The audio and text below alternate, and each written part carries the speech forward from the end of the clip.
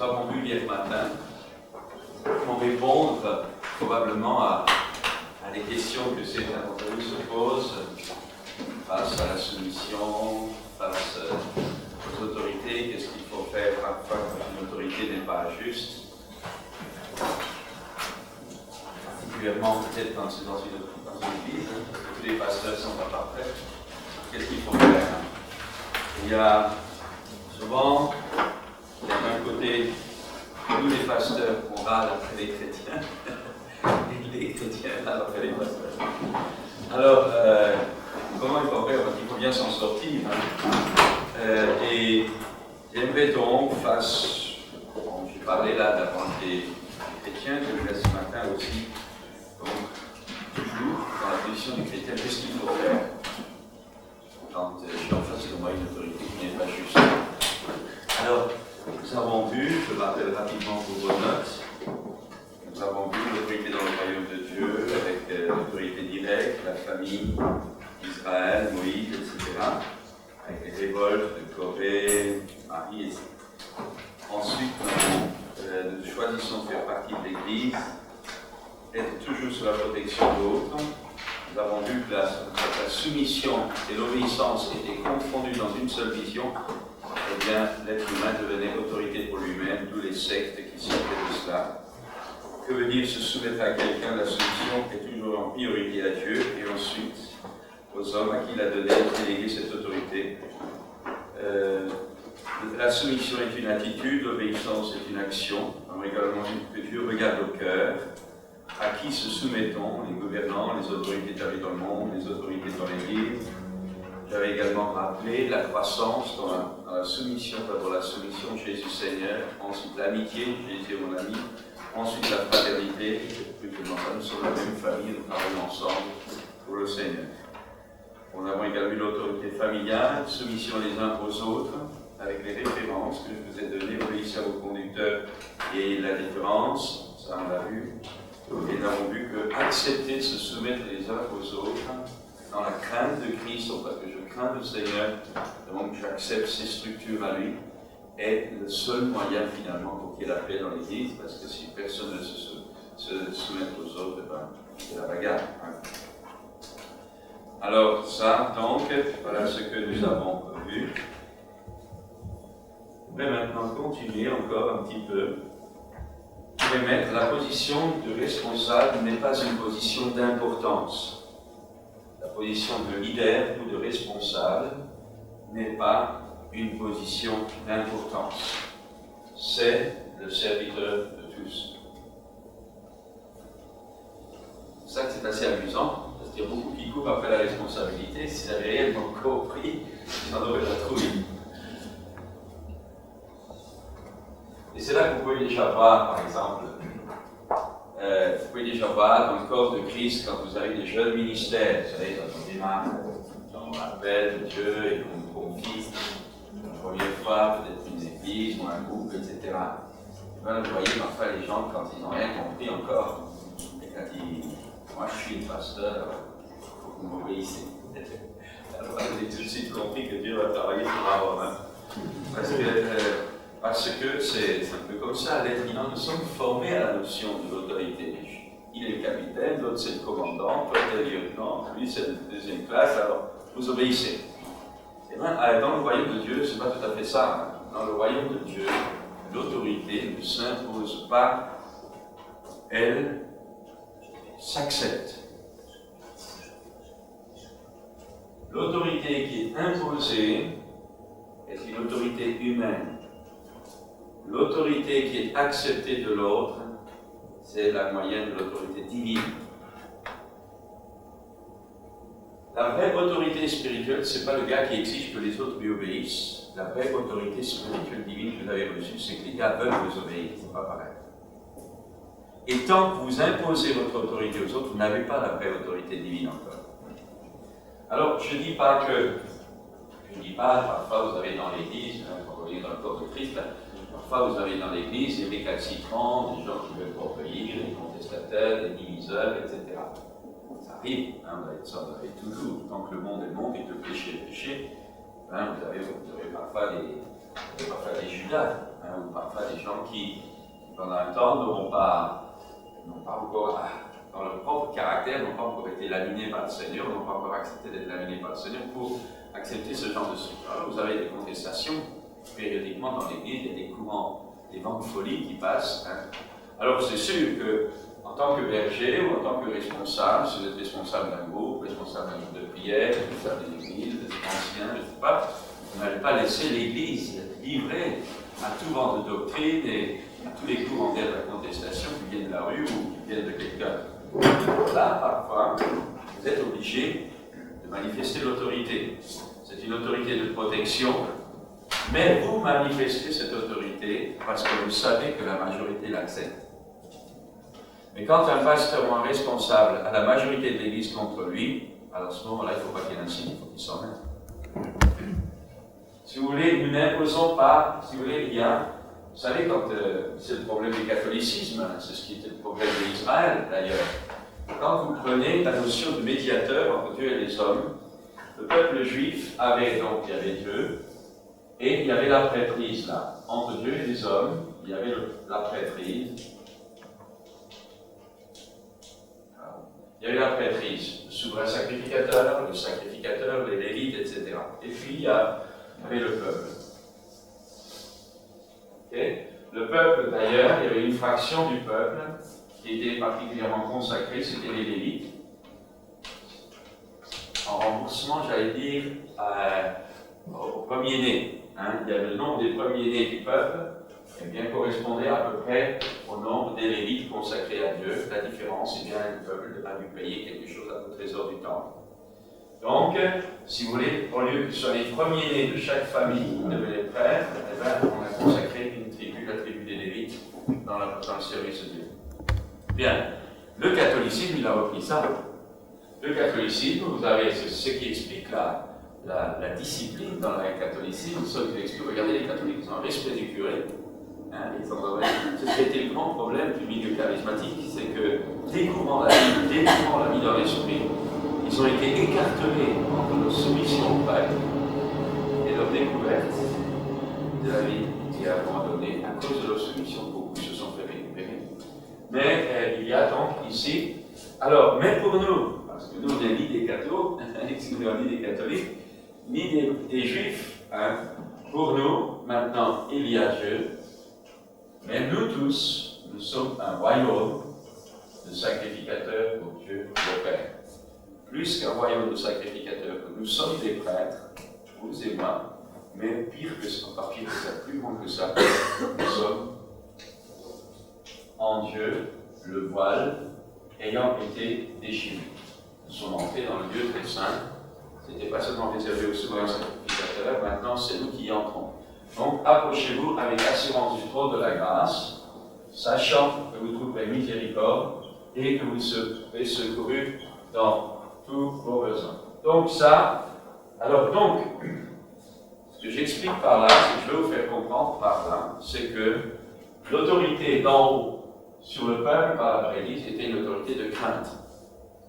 Tandis que l'autorité, donc là je reviens là, la prêtrise que nous sommes, l'autorité que, au sein de ce corps de sacrificateurs, il y a des ministères de gouvernement, apôtres, prophètes, imams, pasteurs, docteurs, mais il y a également toutes les délégations, toutes ces choses-là qui finalement sont raccordées les unes aux autres, ça forme un organisme vivant.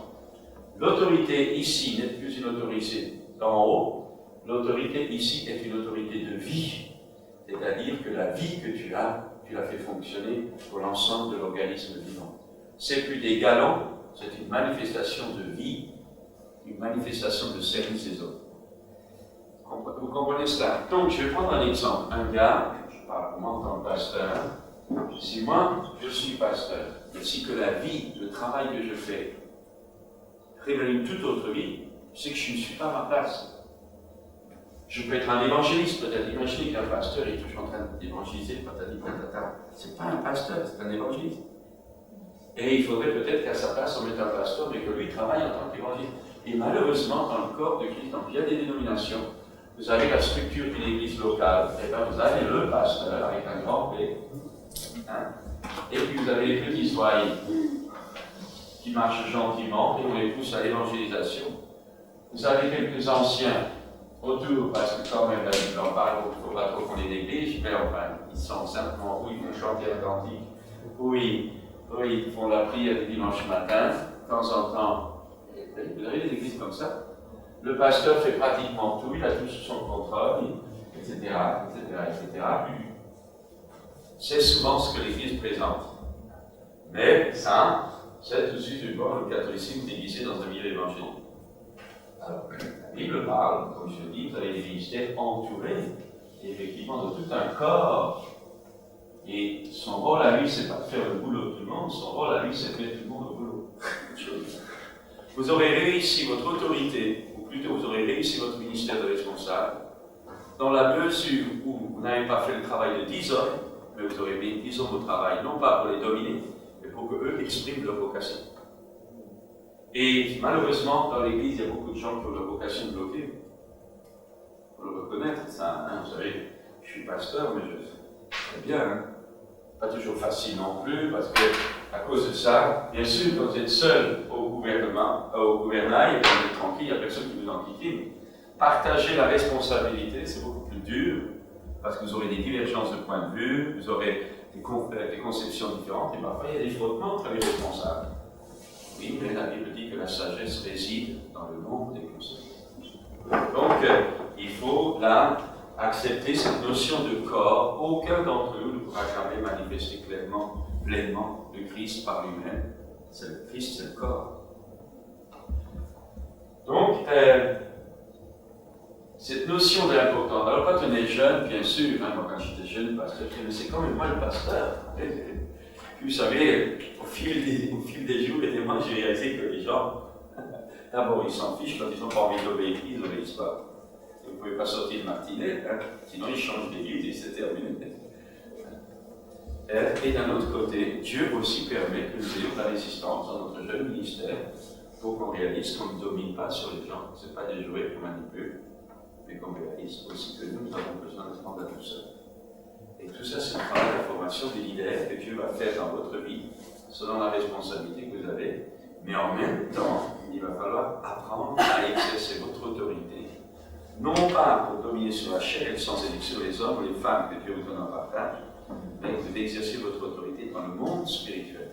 Et vous verrez là des gens être récalcitrants, des gens vous faire la bagarre, et quand vous liez les puissances qui les animent, vous verrez les gens devenir parfois comme des moutons. Je dis je dis pas ça péjorativement, donc vous devenez gentil. Et voilà qu'un jour il dit, je te demande pardon, je ne sais pas pourquoi j'étais énervé. C'est pour ça que j'ai lié.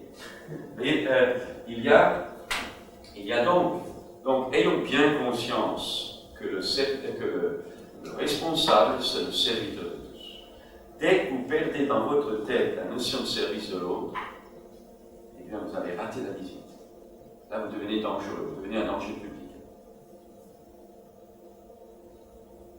Matthieu 20, versets 26 et 27, le Seigneur Jésus a dit, quiconque peut être grand parmi vous, qu'il soit votre serviteur. Et quiconque peut être le premier parmi vous, qu'il soit votre esclave. Matthieu 20, versets 26 et 27. Alors je résume ce que je viens de dire, le vrai responsable pour qui le Seigneur a prévu une place d'autorité doit avoir dans son cœur, dans sa tournure d'esprit, dans sa volonté, dans ses mobiles, attention, dans ses actes, le témoignage vrai à lui-même devant le Saint-Esprit et devant les autres, qu'il accepte d'être le serviteur des autres. Aucun motif n'est permis dans la parole de Dieu pour avoir un autre état d'esprit. Donc, tournure d'esprit. Et ça, il faut changer notre esprit, parce qu'on n'est pas notre esprit du monde, je suis le chef, donc, non, je suis le serviteur, donc je cherche comment les autres doivent se développer. Donc, tournure d'esprit, ma volonté est mobile. Parce que vous savez, en tant que prédicateur, en tant que pasteur, vous pouvez manipuler les autres. Malheureux. Hein. Vous prêchez le dimanche matin parce que vous avez envie d'envoyer un foin à quelqu'un dans l'auditoire. C'est de la manipulation parce que vous profitez de votre esprit pour avoir les autres qui ne peuvent pas vous répondre. Ça existe aussi. C'est notre nature de péché. Vous savez pas, c'est un péché comme les autres. Hein. Et parfois vous avez des ennuis, parfois vous avez des conceptions, et bien le matin, même quand vous les battre, quand vous êtes jeune dans le ministère ou quand vous ne faites pas attention, ben vous partez de l'abondance du cœur et vous arrosez tout le monde, et certains dans l'auditoire, ils en prennent plein la haute. Vous descendez de l'estrade soulagé, vous allez parler, je mets entre guillemets de la part du Seigneur, et les autres ils partent chaos. Malheureusement, c'est comme ça, souvent. Donc, il faut que ces choses-là, eh bien, je dis le temps que je suis arrivé, ça ne m'arrivera aussi, parce qu'on est des pauvres petites créatures.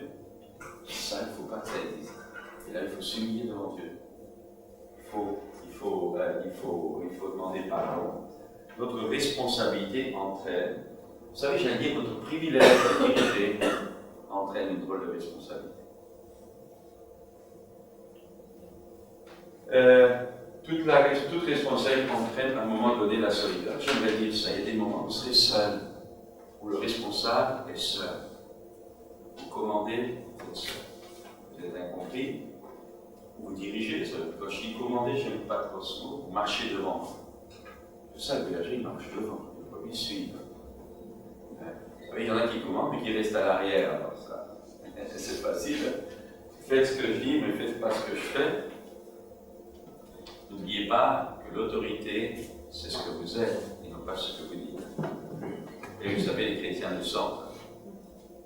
Vous savez, un jour, je deviens vieux serviteur de Dieu. Un jour, nous étions en église, il y avait un ministère de passage, et voilà qu'il sort une bulle monumentale du haut de l'estrade, enfin monumentale, non. Il sortait quelque chose, puis alors, il y avait un autre frère, je crois qu'il était dans une pastorale, il y a un autre frère, un frère, il y a un ministère qui est mort maintenant. Il me sourit. Et il dit, t'inquiète pas, frère, les chrétiens te connaissent mieux que toi, tu te connais, et ils savent très bien que tu n'es pas d'accord avec ce qu'il a dit, tu n'as pas besoin de dire quelque chose, il avait raison. Les chrétiens nous connaissent. Vous savez, ils savent très bien, quand quelqu'un dit quelque chose, ils savent très bien ce que vous pensez. Ça veut dire que vous n'avez pas besoin de vous battre, parce que si la personne veut quand même faire quelque chose, elle va le faire quand même. Donc, ce que je veux dire par là, toute responsabilité entraîne des moments seuls. Être seul à l'heure du choix ou de la décision, c'est le privilège de ceux qui, à un certain moment, ont à décider. Ça, il est indéniable. Parfois, on dira, oui, mais moi, je ne vais pas diriger, moi, je dois décider. Parfois, on a cette notion-là. Mais attention, dans tout ce que vous décidez, dans tout ce que vous êtes appelé à faire, dans tout ce qu'un responsable est appelé à faire, il doit s'arranger pour faire le maximum d'alerte, de expliquer, pour que les gens ne prennent pas ça comme un joug, mais prennent ça comme une adhésion, parce qu'il n'est pas le seul. Il y a les autres qui doivent vivre avec lui. Vous comprenez, dans ce que je voulais expliquer ça, l'Église, ce n'est pas le bonhomme ici, ce n'est pas le bonhomme là, ce n'est pas le bonhomme ici, ce n'est pas le bonhomme là. L'Église, c'est ça. La tête ou l'oreille, il ne peut pas dire à l'orteil, je n'ai pas besoin de toi, pas possible.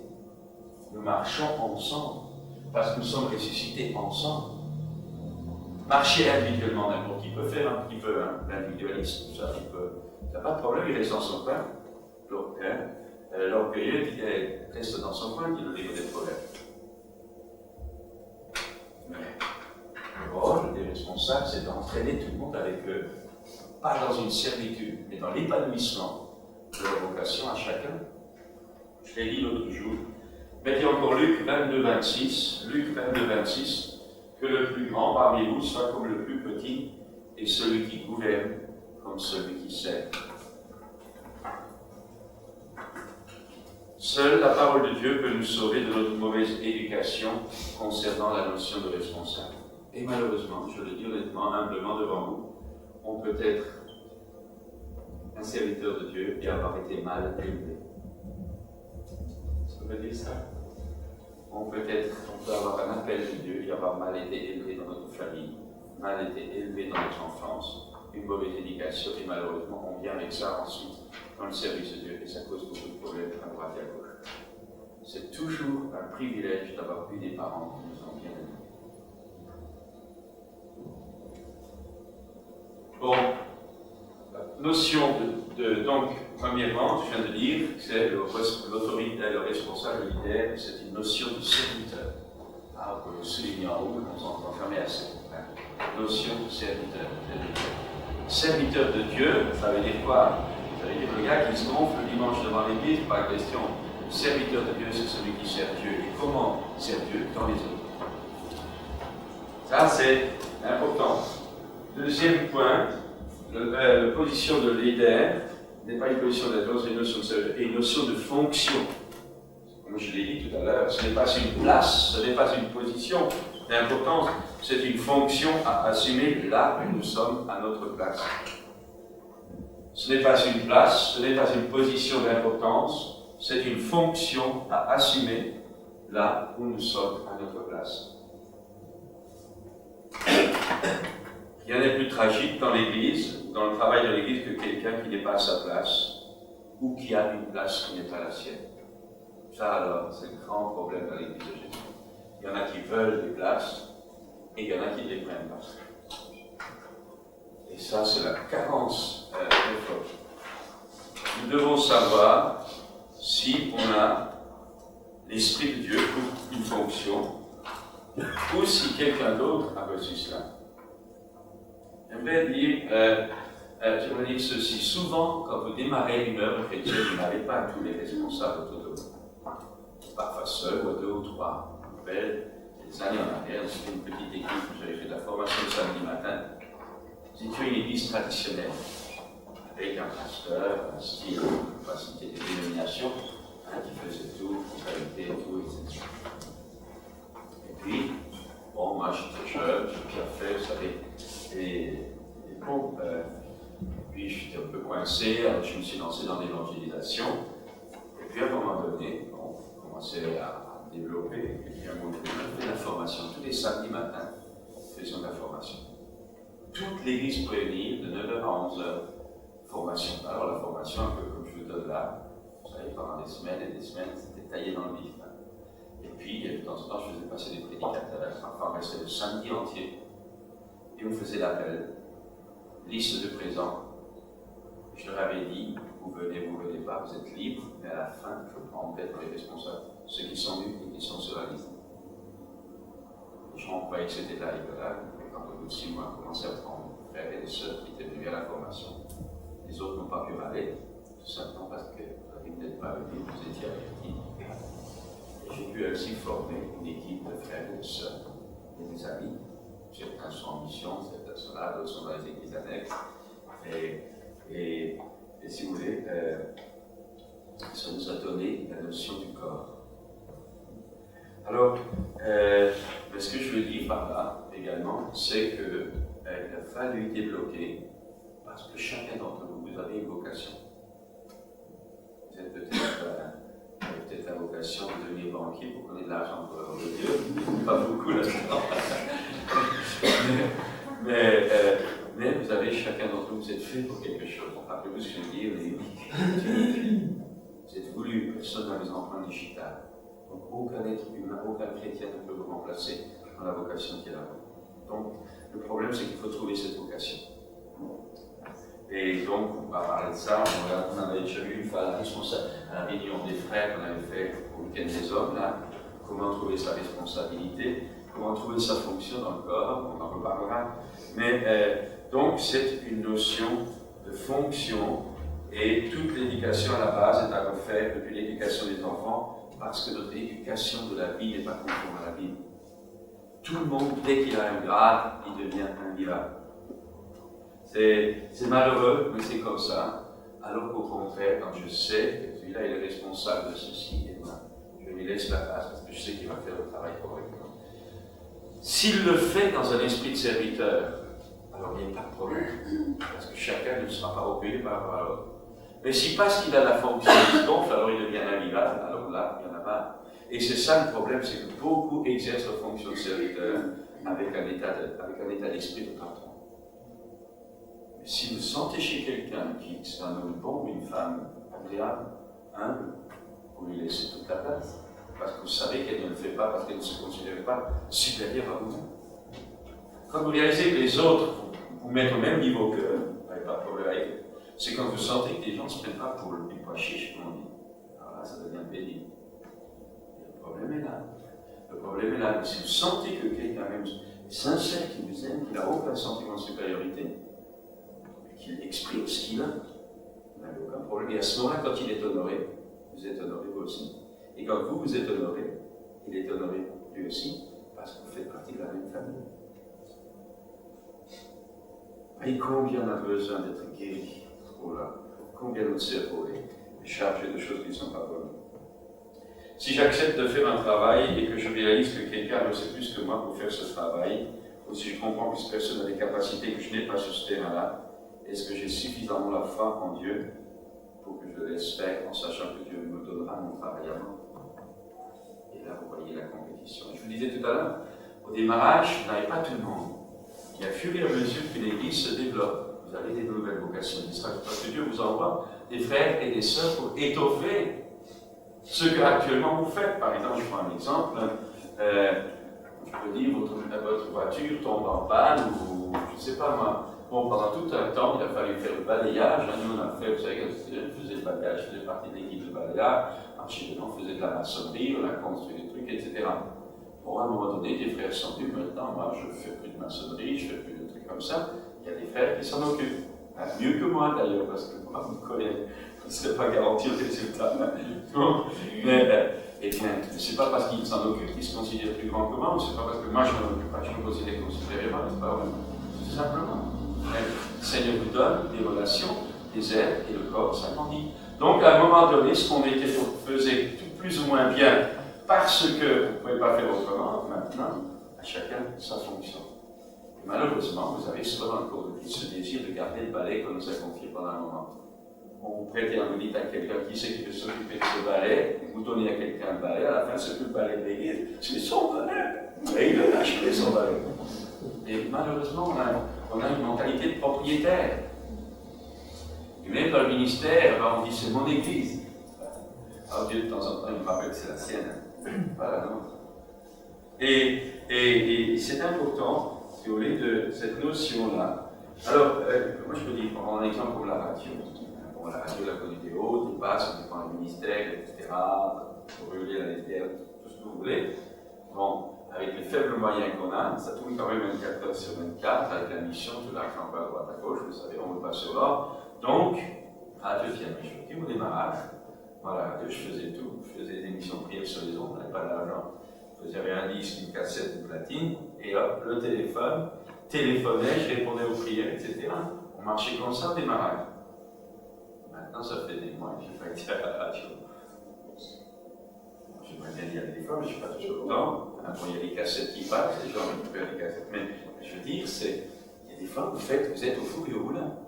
Mais ça, vous le faites un temps, mais vous ne le faites pas tout le temps, parce que si vous le faites tout le temps, il y a quelque chose qui ne va pas.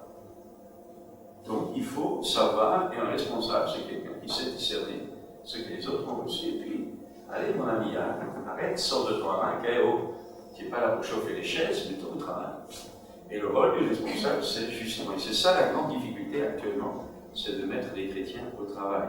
Parce qu'ils pensent, alors vous savez aussi le revers, le responsable, il va mettre les autres au travail et lui, il se repose. Ça, c'est vraiment pas bien. Hein? Mais lui, il travaille dans sa fonction, mais les autres doivent travailler dans la leur. Et actuellement, on a cette mentalité dans le corps de Christ, c'est qu'on pense que certains sont engagés, qui travaillent, les autres, ils viennent aux réunions. De temps en temps, ils demandent une imposition des mains. On distribue un traité une fois tous les 10 ans, ils ont vraiment fait beaucoup. Hein? Ça, c'est pas juste non plus. Mais tous ensemble, dans la communauté, si tout le monde se met au travail à ce moment-là, personne n'est surchargé. Le problème, c'est que vous avez beaucoup de gens qui sont surchargés parce que d'autres ne travaillent pas. Parce qu'ils ont une mentalité d'être servi, au lieu de comprendre que dès qu'on se convertit, on se met au service. Les choix, c'est des options, c'est la vie, c'est la compréhension aussi. Mais n'oubliez pas que si tout le monde sert l'autre, tout le monde sera servi. Si tout le monde sert l'autre, tout le monde est servi. Vous voyez, bon, je continue là. Nous avons là, et ça je crois que j'aimerais vous le rappeler quand même dans cette notion d'autorité, parce que tout à l'heure, quand nous allons parler comment exercer l'autorité pratique, j'aimerais bien que ça reste à l'arrière, parce que tout le monde veut des miracles. Mais tu veux des miracles pourquoi? Il faut qu'on voie ta petite tête, il faut qu'on voie Jésus. Vous savez, malheureusement, hein? Et c'est pour ça que j'insiste lourdement avant de parler de la puissance de Dieu. J'insiste parce que cette puissance peut vous tuer, ou au contraire vous faire grandir. Hein? Nous avons une responsabilité devant le Seigneur. Ce n'est pas une question de foi ou de puissance de l'esprit, c'est une question d'obéissance à la structure que Dieu a voulu pour son Église. La puissance de Dieu se libère au milieu de nous lorsque nous comprenons cela. Nous devons mettre tout sur l'autel. Le feu de Dieu ne descend pas sur un autel vide. Quand Élie a offert son sacrifice, c'est bien qu'il a fallu qu'il mette l'offrande sur l'autel. Que le feu éternel, que ton feu désenlevé. L'autel n'était pas vide. Si vous voulez que le feu de Dieu descende sur vous, il faut que vous montiez sur l'autel. Il n'y a rien à faire. Or, tout le monde veut le feu sans monter sur l'autel. Si quelqu'un ne renonce pas à lui-même, etc. Vous savez, on a une société, on a fait de l'Église une société de consommation. Viens à Jésus, tu seras guéri. Viens à Jésus, te donnera la prospérité.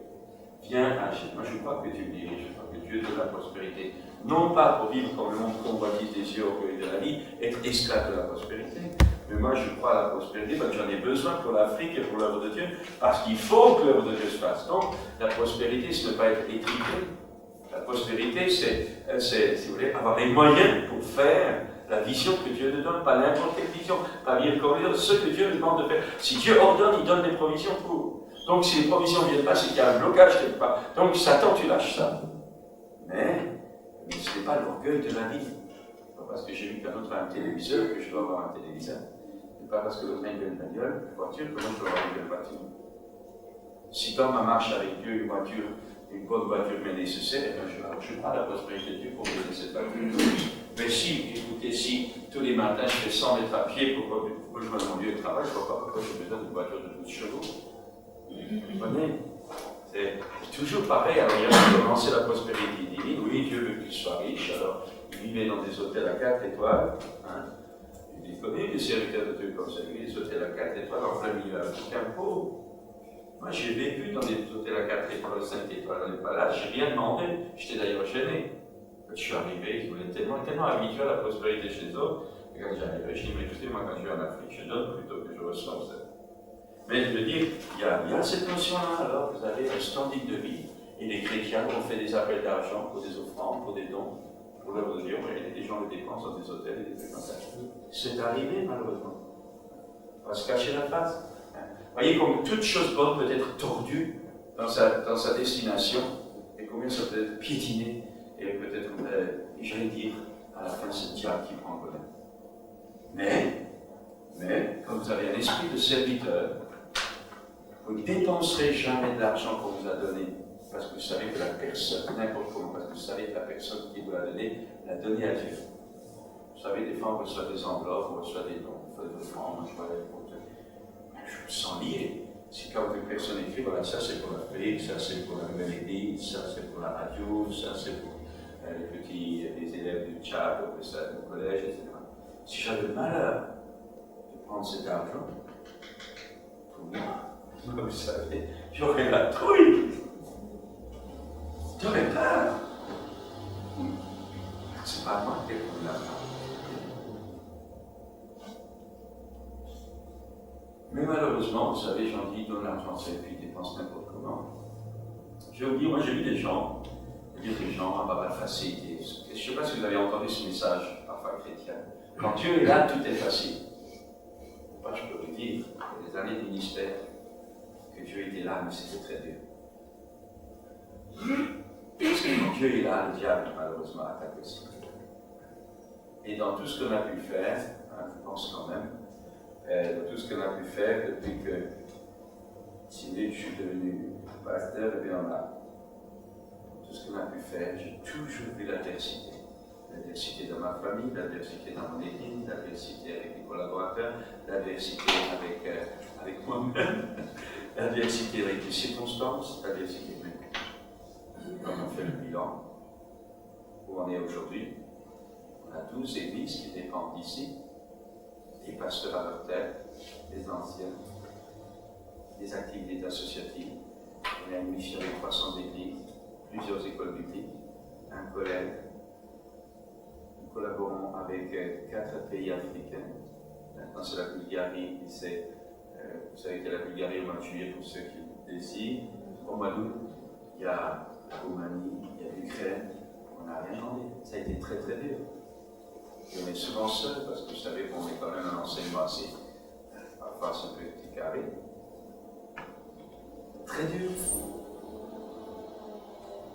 si vous voulez, nous avons une église, si vous voulez, l'église est la seule qui a une mission. Vous savez, souvent les églises collaborent à des missions.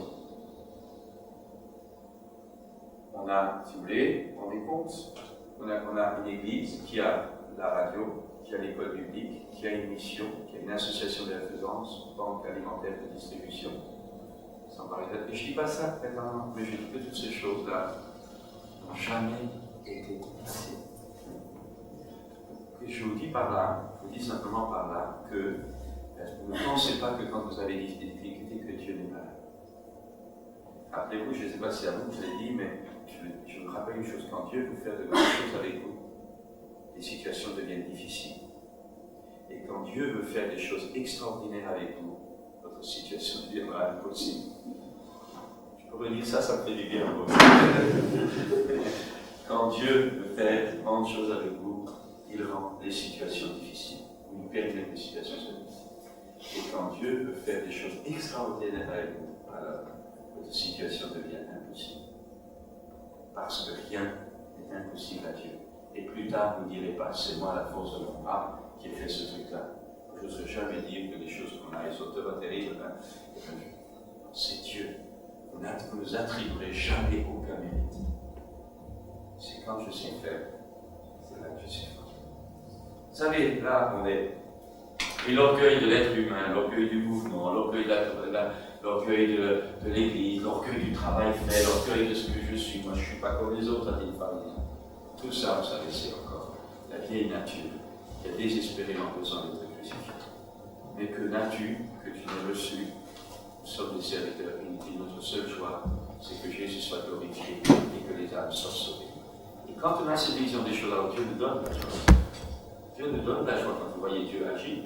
Et parfois les situations sont difficiles, mais dans cette tempête-là, vous savez, du moment où Dieu ne vous lâche pas tomber, du moment où vous avez des éclaircies, et puis boum, vous avez la bénédiction de Dieu.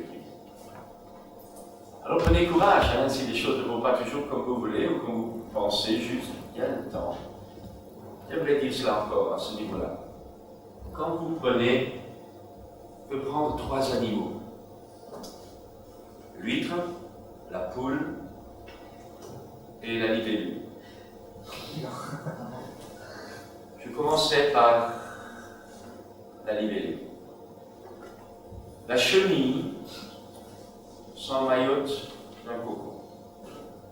Et puis c'est, comment on appelle ça, la métamorphose. La métamorphose, à un moment donné, quand la libellule est formée à l'intérieur, à ce moment-là, elle commence à ronger le coco et elle se creuse une ouverture pour sortir. Si par malheur, vous qui êtes un bon petit chrétien, une bonne petite chrétienne, vous êtes plein de pitié pour cette petite libellule enserrée dans son cocon et qui a des difficultés de sortir, si vous cassez le cocon à la place, vous en faites une libellule battable et elle meurt quelque temps après, parce qu'il est absolument indispensable que l'effort qu'elle fait pour s'en sortir fortifie ses membranes et ses ailes. Et si vous l'empêchez de faire ces efforts-là, vous la tuez. Votre amour pour elle est un amour destructeur. Ok? On arrive au poulet, poule qui pond un œuf. Le petit poussin est à l'intérieur, c'est le moment de sortir, il cogne, tac, tac, tac, tac, je veux sortir. Et puis, à un moment donné, il commence à percer la coquille. La poule ne l'aide pas. Si vous, par malheur, décortiquez l'œuf à sa place, vous faites la même chose que pour la libellule, le poussin ne travaille pas ses ailes, ne fait pas les efforts pour sortir, donc il fait une mauvaise naissance, il est bâtard, il va mourir quelque temps après. Il est absolument indispensable qu'il fasse les efforts pour pénétrer dans la vie. 3e exemple, l'huître. L'huître, elle est dans l'eau, hein, et puis l'eau passe dans la mer. D'un coup, il y a un grain de sable qui vient, qui se pose sur sa peau. Elle se secoue, mais pas moyen, le grain, il est là. Alors, comme elle ne peut plus se débarrasser de ce grain de sable, elle secrète un certain sucre qui s'appelle le nacre. Et elle le met sur ce petit grain. Et ça devient une substance gélatineuse. Du coup, la gélatine autour de ce grain fait qu'elle n'a plus mal. Alors elle est toute contente. Mais cette gélatine, au bout de quelques temps, se durcit. Et hop, ça lui fait de nouveau mal. Alors elle resécrète encore la gélatine, le nacre. Et hop, elle se sent de nouveau bien. Et puis de nouveau, le nacre se durcit, alors elle a de nouveau mal.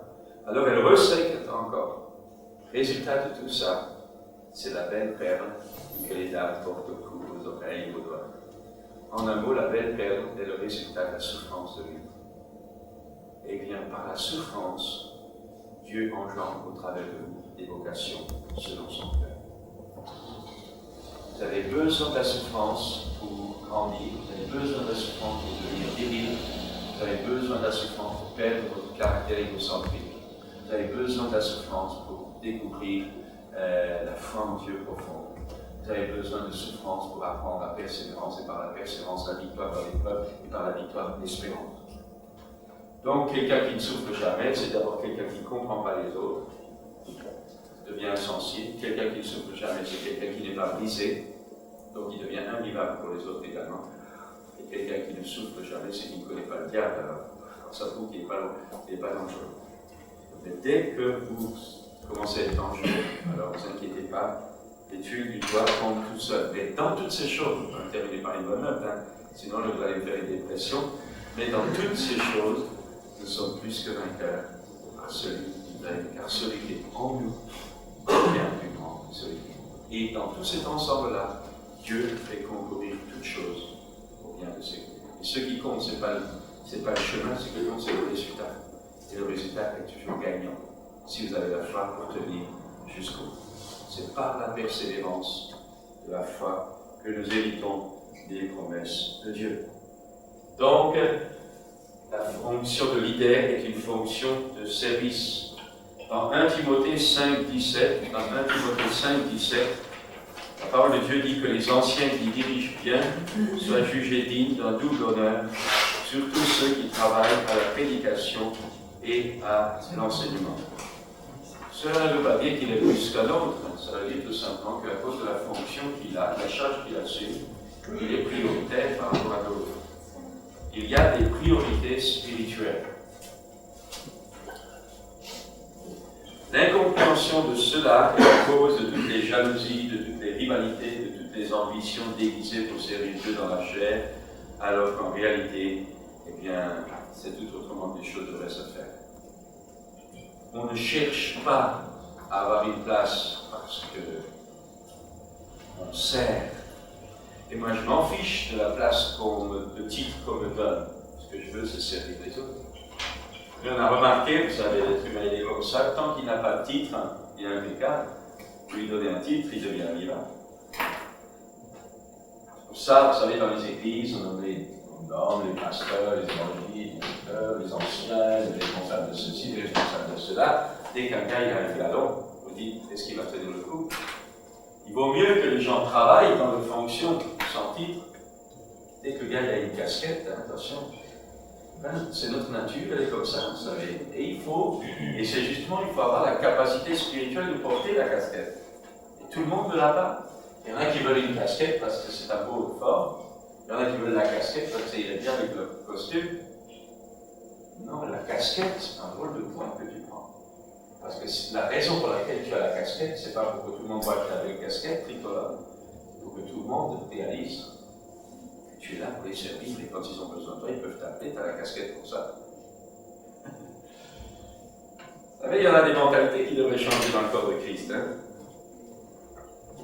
Alors, ce n'est pas un honneur, c'est une charge. Mais les gens, à cause de la charge que nous assumons, sont reconnaissants et nous honorent. Mais ce n'est pas moi qui ai droit à l'honneur, c'est les gens qui me rendent l'honneur, parce que je les sais. Alors, celui qui a des capacités, qui est commis au Seigneur, mais qui n'est pas engagé de tout cœur, donne moins de plaisir que celui qui a moins de capacités, mais qui aime beaucoup. Alors ça, souvent aussi, il y a des gens qui vous disent « mais un tel, il est beaucoup plus capable qu'un autre ». C'est vrai. Mais un tel, il vient que ça lui chante, quand il a envie, quand il y a une dent qui lui tombe, alors il vient. Il a plein de capacités, mais il faut beaucoup moins engagé. Or, il vaut mieux travailler avec des gens moins capables mais engagé, parce que quand quelqu'un aime le Seigneur, sa capacité Dieu va la lui développer. Mais quand vous avez quelqu'un qui est capable, mais qui n'est pas engagé, c'est une cause de division et de conseil et de discussion à ne plus en finir, parce que la personne a des talents, mais elle n'a pas la spiritualité pour exercer ses talents, et elle devient un obstacle. Alors la capacité n'est pas forcément l'appel. Vous savez, il y avait une femme d'école biblique, un frère, des groupes de frères, Daniel Herman, vous avez des cassettes qui sont, et il y a un hélico qui a été fait, le pionnier. Je conseille vraiment d'écouter ces cassettes. Demandez au service des cassettes, vous pouvez les prêter. Il y a les cassettes de l'école biblique, il y en a pour 6 ans, il y a des richesses là-dedans. Eh bien, demandez les cassettes de Daniel Herman, le pionnier. Vous savez, il a marqué tout le livre. Il devait venir, mais il est malade maintenant, il a des problèmes d'yeux.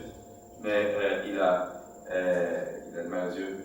Chaque année, vraiment, il faisait l'unanimité dans l'école, quand les étudiants de l'école biblique. Ce n'est même pas un charismatique. C'est un frère, il travaille un peu avec Krishna, pour ceux qui connaissent, mais très ouvert, c'est un ami. Bon, alors c'est le pionnier. Il montre comment s'installer dans un village, dans une localité où il n'y a rien, comment établir des relations, etc. Par l'amitié, par la connaissance, par le service. Il a ouvert plusieurs églises comme ça. Le pionnier. Il y a les polycopes existent, demandez à Christian, de Daniel Herman. Vous avez les cassettes, tout l'enseignement a été pris sur cassette. Mais pourquoi est-ce que je vous parle de lui? Parce qu'il dit la réputation de Dieu sur la carte de visite de Dieu. Vous savez ce qu'il y a marqué? Dieu travaille avec des incapables. Dieu travaille avec des incapables. Et c'est ça. Et je prends un ex biblique pour étoffer ça. L'apôtre Paul qui dit, jugez vous-même qu'il n'y a pas parmi vous des nobles, des sages, des grands de société.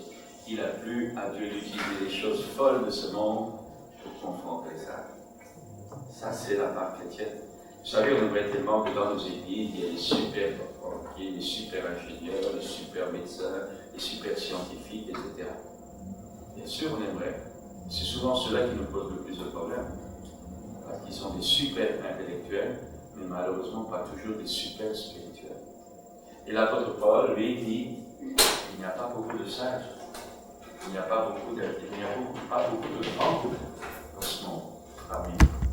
Parce qu'il a plu à Dieu de confondre la sagesse des grands par la folie de la foi de ceux qui n'ont pas beaucoup de capacité dans le monde. Mais dans ces vases de terre, ils sont. La gloire de Dieu paraît 2 fois plus. Vous comprenez cela? Alors, vous savez, parfois, vous avez des pasteurs qui sont tout fiers d'avoir des super bonhommes dans leur église. Alléluia, pour Dieu, ce que Dieu nous donne. Mais la vision de Dieu, c'est quand même de confondre les sages et les forts par les faibles. On ne refuse pas, ne serait-ce que pour la dîme. Mais je veux dire, on voit souvent. Alors je dis pas qu'il ne faut pas pousser les jeunes de l'Église à réussir dans la vie, dans le sens d'avoir des diplômes, pour être crédible, pour envahir la société, ça d'accord. N'oubliez, vous n'aurez jamais des gens super riches, beaucoup de gens super riches dans l'Église, beaucoup de gens super en haut de l'échelle sociale, vous n'aurez jamais des masses. Parce que le fait qu'ils soient riches n'est pas toujours évident à leur origine. Et deuxièmement, il y a beaucoup de choses à lâcher. Ça. Alors donc, nous devons veiller. Alors peut-être aussi encore, il faut savoir se compléter mutuellement les uns les autres. Ce que le monde moderne attend, c'est de voir des chrétiens capables de travailler ensemble. Je peux dire ça encore une fois? Ce que le monde attend, c'est de voir des chrétiens travailler ensemble. Or, qu'est-ce que le monde voit? Des bagarres de dénomination. Chacun dit que l'autre est dans l'erreur. Et chacun, on est incapable, quand il y a des divergences de point de vue, de travailler ensemble. C'est l'excommunication mutuelle, et si on ne le dit pas sur l'estrade, on le dira en aparté, et quand on ne le dit pas en aparté, c'est dans le cœur. Et il est absolument indispensable de comprendre cela, c'est que quand même, malgré toutes les dénominations qui existent, il faut quand même savoir que Dieu ne voit pas de fichue dénomination, Dieu il voit le corps. Vous savez, un jour, par toujours, dans les villes, nous avons périodiquement, chaque mois, nous avons une rencontre de tous les des pasteurs évangéliques de la ville. Vous avez tous les courants. Hein. Alors, c'est pas toujours facile. Et je peux vous dire que je m'entends peut-être mieux avec des frères qui ne sont pas du tout dans la même genre de dénomination qu'avec ceux qui nous sont propres. Mais ce que je veux dire par là, un jour, on parlait tellement d'amour fraternel, parce que tout le monde parle d'amour, il faut s'aimer, il faut s'aimer, il faut s'aimer. Vous entendez ça, on entend ça dans nos églises, on le prêche, on le lit, on le prie, etc. Et dans chaque église, on dit. Un jour, on a discuté, on a proposé aux frères, aux autres pasteurs de la ville, on a dit, vous êtes d'accord, on fait un budget commun. On met la caisse ensemble, on fait une association pour garder votre sensibilité évangélique, l'autre garde sa sensibilité évangélique, vous restez dans votre milieu, mais maintenant, on associe nos intérêts. Il n'y en a aucun qui a voulu. Pourquoi? Parce que l'un est lié à sa dénomination, l'autre est lié à son mouvement, où chacun a peur que l'autre lui abatte quelque chose. Mais si ma caisse, ou plutôt si votre caisse, ou si la caisse de cette église, c'est la même caisse que l'église baptiste, c'est la même caisse que l'église pentecôtiste, c'est la même caisse que l'église des frères, et que si quelqu'un va là-bas, la dîme retourne dans la caisse commune, si nous sommes le même corps, il n'y a plus de bagarre. Alors, qui c'est qui fait la bagarre? Le diable, bien sûr, il a bon dos. Ce sont les hommes. Alors, il ne faut pas non plus, ça, il ne faut pas non plus pointer du doigt, parce que c'est facile de critiquer les autres. Il faut dire que les autres, c'est comme nous. Et dès que vous avez quelque chose, vous le défendez. Vous savez, quand vous n'avez rien, souvent les gens disent, ah oui, il faut partager. C'est sûr, quand on n'a pas de moyens, je rigole des fois pour la mission. Vous savez, quand on fait des trucs, alors, il y a d'autres missions qui nous demandent parfois de les aider. Alors moi, je suis j'ai dû suer sang et eau pour trouver de l'argent pour envoyer des gars. Alors, j'ai dit, on ne m'a pas aidé, je ne vois pas pourquoi j'aiderais. Vous voyez, hein, ça c'est le vieil homme qui parle. Alors ensuite, il y a les frères, mais eux, ils n'ont jamais bossé comme ça. Ils ne savent pas ce que recevoir une facture de 20 millions de centimes et de trouver en 8 jours la somme. Ça, ils ne savent pas. Eux, ils font le camion, ils font ceci, ils font ça. Ils n'ont pas de soucis. Alors quand quelqu'un leur demande un service, oh, ils disent oui, on va le faire. Et moi, quand j'arrive après, je dis, mais. je dis, alléluia, heureusement que le Seigneur me donne des frères comme ça, qui brisent mon orgueil, ou plutôt qui brisent mon égoïsme. Et on a besoin des frères qui sont braves, alors que nous, on aurait tendance à ne pas être braves. Mais on a un caractère de fichu propriétaire, et toujours à nouveau, Dieu il doit piétiner ça. Pas facile, vous savez, je vous dis ça, je parle des autres, mais je parle autant que moi. Je vous montre simplement la vie que vous allez rencontrer, que vous aurez quelque chose.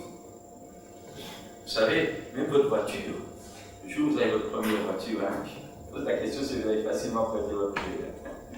Ben moi, j'avais un jour, j'ai dit, ma voiture, j'avais une voiture, j'ai dit, je ne la prête pas. Je ne la prête pas. Et vous savez, Dieu, il m'attendait gros comme une maison. Je ne la prête pas, je ne la prête pas, je ne la prête pas, je ne la prête pas. Je ne la prête pas. Un jour, boum, un accident maison.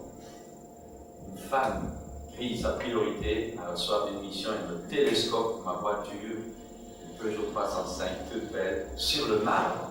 Fini! Fini! Je n'ai même pas vous prêter, j'ai su, j'ai dit d'accord, Seigneur, je m'incline. Et j'ai prêté la voiture après. Et maintenant, quand il faut, je peux la prêter. Je ne la prête pas facilement parce que je sais que quand tout le monde utilise la même voiture, elle saute. C'est ce que j'ai vu, toutes mes voitures, je ne sais pas si c'est ça. Alors maintenant, je dis pas question.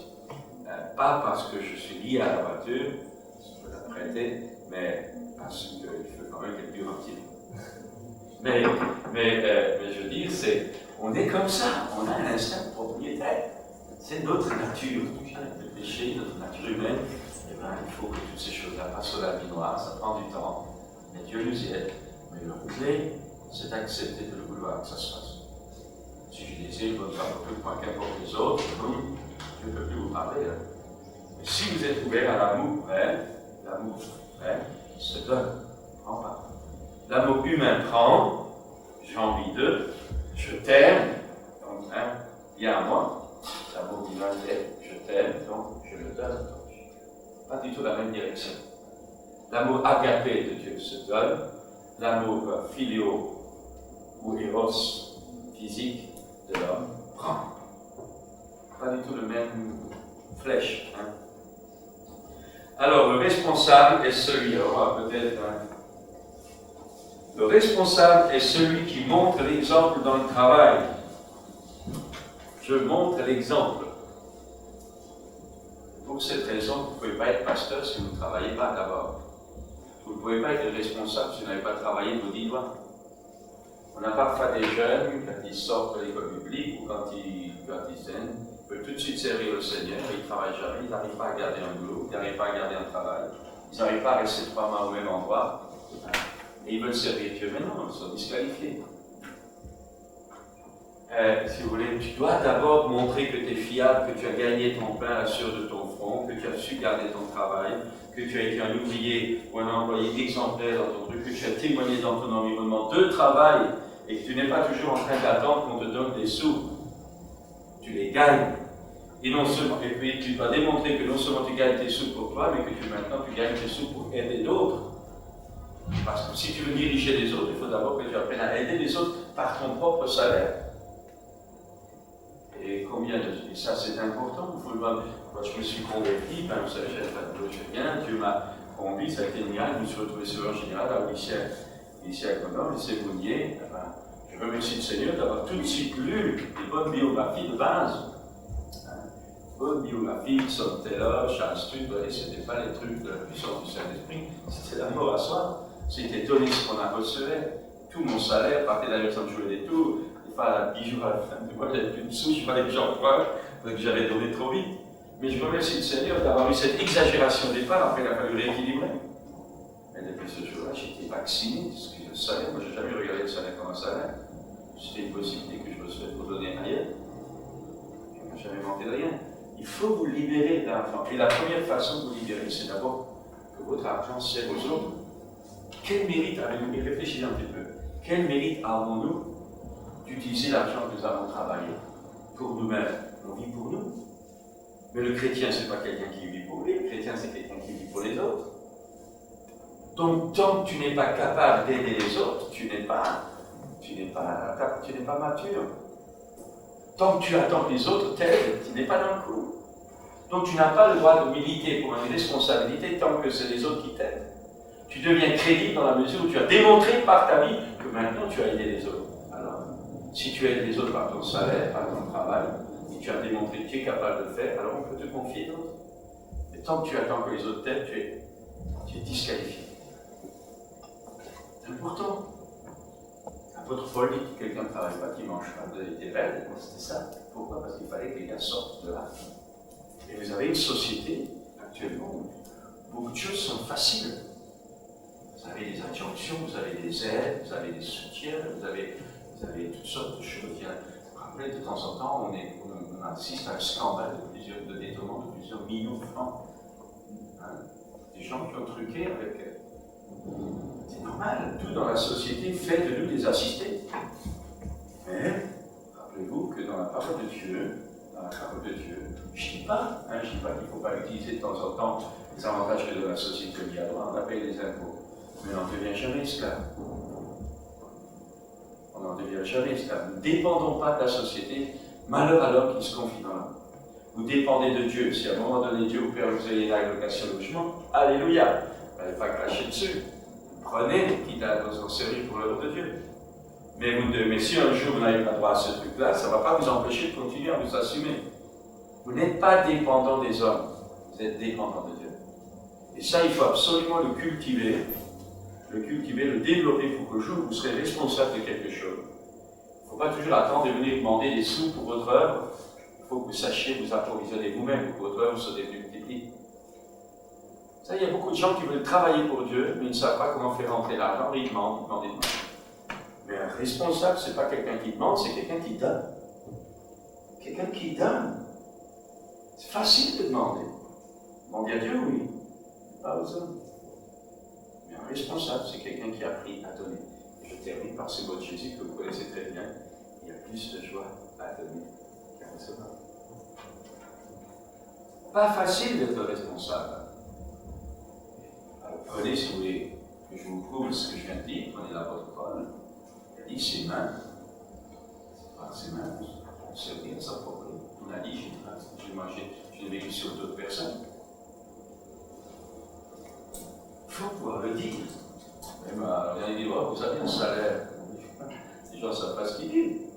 On a un salaire parce que c'est déclaré, parce qu'il faut, parce que pour la sécurité à la fin de ma femme, pour l'avenir, pour la retraite, il y a une chose, mais le salaire, pas le salaire que je touche, j'en vis pas. Mais c'est pas, je ne dis pas, attention, je ne parle pas de ça pour moi, je vous montre ça pour des exemples pratiques que j'ai pu vivre pour vous montrer que vous ne dépendez pas d'un salaire, vous ne dépendez pas des hommes, vous ne dépendez pas d'une organisation, vous dépendez de Dieu. Et si la méthode d'approvisionnement de Dieu passe par des corbeaux, eh bien vous remerciez le Seigneur pour des corbeaux. Si la méthode d'approvisionnement passe par un salaire, vous remerciez le Seigneur pour le salaire, mais vous n'êtes pas lié au salaire, vous n'êtes pas lié au corbeau, vous êtes lié à Dieu, pardon. Vous êtes lié à Dieu, c'est ça qui compte. Et malheureusement, on voit des serviteurs de Dieu qui font des compromis à un moment donné, parce que soit dans telle dénomination, soit dans tel milieu, la peur de perdre l'emploi, la peur de perdre un privilège, la peur de perdre un salaire, la peur d'être seul. Eh bien, ils font des compromis et continuent. Parce qu'ils sont liés à l'approvisionnement et pas liés à la source qui doit être notre Dieu. Il faut veiller à ce que vous ne soyez jamais tributaire des hommes. Vous savez, Dieu permettra que vous soyez tributaire, humainement parlant des hommes, et spirituellement, intérieurement, restez toujours tributaire de Dieu seul. Et Dieu va utiliser des méthodes pour vous approvisionner, vous serez étonné. Vous serez étonné. C'est le miracle. Mais pour que le miracle s'enclenche, vous devez vous marcher avec Dieu dans un bon esprit. Ne vous laissez jamais asservir par les hommes, parce que le jour où les hommes vous font défaut, vous serez dans le pétrin. Et Dieu, lui, ne vous lâchera jamais. Donc, comptez sur Dieu. C'est Dieu votre source. Ce n'est pas votre patron, ce n'est pas l'Église, ce n'est pas les frères et sœurs en Christ. Le responsable, celui qui montre un chrétien engagé, est toujours disponible dans n'importe quel travail. Nous devons tous être serviteurs. Et là aussi, vous avez beaucoup de gens qui disent oui, moi je veux servir le Seigneur, je veux servir le Seigneur. Il dit tu peux être là demain à 10h. Ah, non, mais demain j'ai mon beau-frère qui vient avec ma belle-sœur. Un jour après, vous avez besoin d'une équipe pour faire ça. Oh frère, tu peux venir? Oh, j'ai mon gosse, il faut que je l'amène au conservatoire. 15 jours après, frère, tu peux venir? Là, on est en train de faire une sortie pour demain après-midi. Oh, ça tombe mal parce que j'ai ma femme, là, elle m'a dit que cet après-midi, il fallait absolument qu'on sorte. 80% des chrétiens, c'est comme ça. Et celui qui est appelé à une fonction de responsabilité, celui-là, même s'il a rendez-vous avec sa femme, il dit femme, l'œuvre de Dieu, je marche avec. Et ça, il y en a pas beaucoup. Je prends l'histoire des filles, je prends l'histoire des enfants, ça peut être le travail, ça peut être la belle famille, ça peut être la visite de ceci, ça peut être ça. L'homme ou la femme qui est appelé, qui est destiné par Dieu à une fonction de responsabilité, c'est un homme ou une femme qui sait, même en crucifiant ses propres désirs, qui sait donner priorité à Dieu, même quand il le faut, au détriment de sa famille. Et ça, vous n'avez pas dans la société. Et pour aider les gens à ne pas aller jusque-là, vous avez toute une série de littérature évangélique qui vous disent Dieu d'abord, ça ne veut rien dire. Ensuite la famille, ensuite l'Église, ensuite ça ne veut rien dire. Parce que je vais prendre, qu'est-ce que ça veut dire d'abord Dieu? Mais Dieu où? Dieu il est là au ciel. Mais Dieu veut que tu sais qu'il soit le premier où? Mais dans ta famille. Dieu veut qu'il soit le premier dans ton travail. Alors comment est-ce que Dieu peut être le premier dans ma famille? Comment Dieu peut-il être le premier? Si dans ma tête j'ai pris ce raisonnement qu'on nous a sorti des Américains, les Américains qui nous l'ont apporté, d'abord Dieu, ensuite la famille, les Américains, vous savez, au bout de 2 réunions dans la semaine, les gars ils trouvent que c'est beaucoup. Il faut voir la vie américaine, la spiritualité américaine est beaucoup inférieure à la nôtre. Ils ont des grands hommes parce qu'ils ont un potentiel, c'est quand même un pays avec la Suisse et Israël, ce sont les seuls pays qui ont été construits sur la Bible. Bénédiction de Dieu, c'est sûr. Ils ont fait beaucoup pour l'œuvre de Dieu, ils ont donné. Mais la spiritualité de masse, vous savez, n'est pas supérieure à la française. Mais nous dirons Dieu d'abord. parce que regarde là-haut, Dieu là-haut, voilà, Dieu où, et Dieu là-haut, facile, c'est Dieu présent qui compte. Alors ils disent deuxièmement la famille.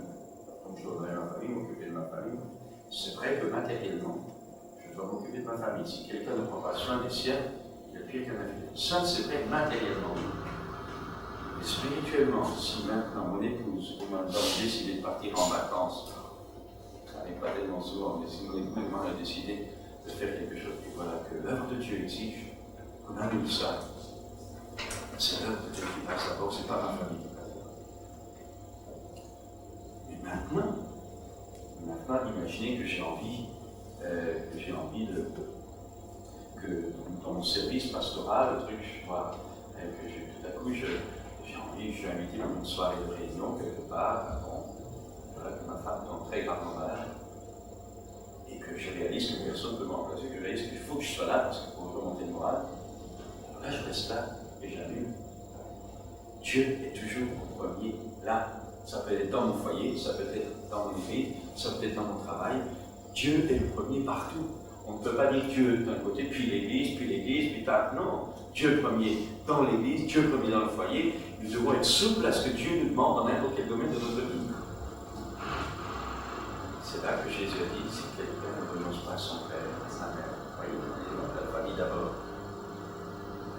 Malheureusement, il y a plein de gens comme ça qui mettent une confusion parce qu'ils se sont laissés, excusez-moi du terme, attendrir, ou plutôt parce qu'ils ont finalement fait passer leur priorité émotionnelle, sentimentale et familiale avant Dieu.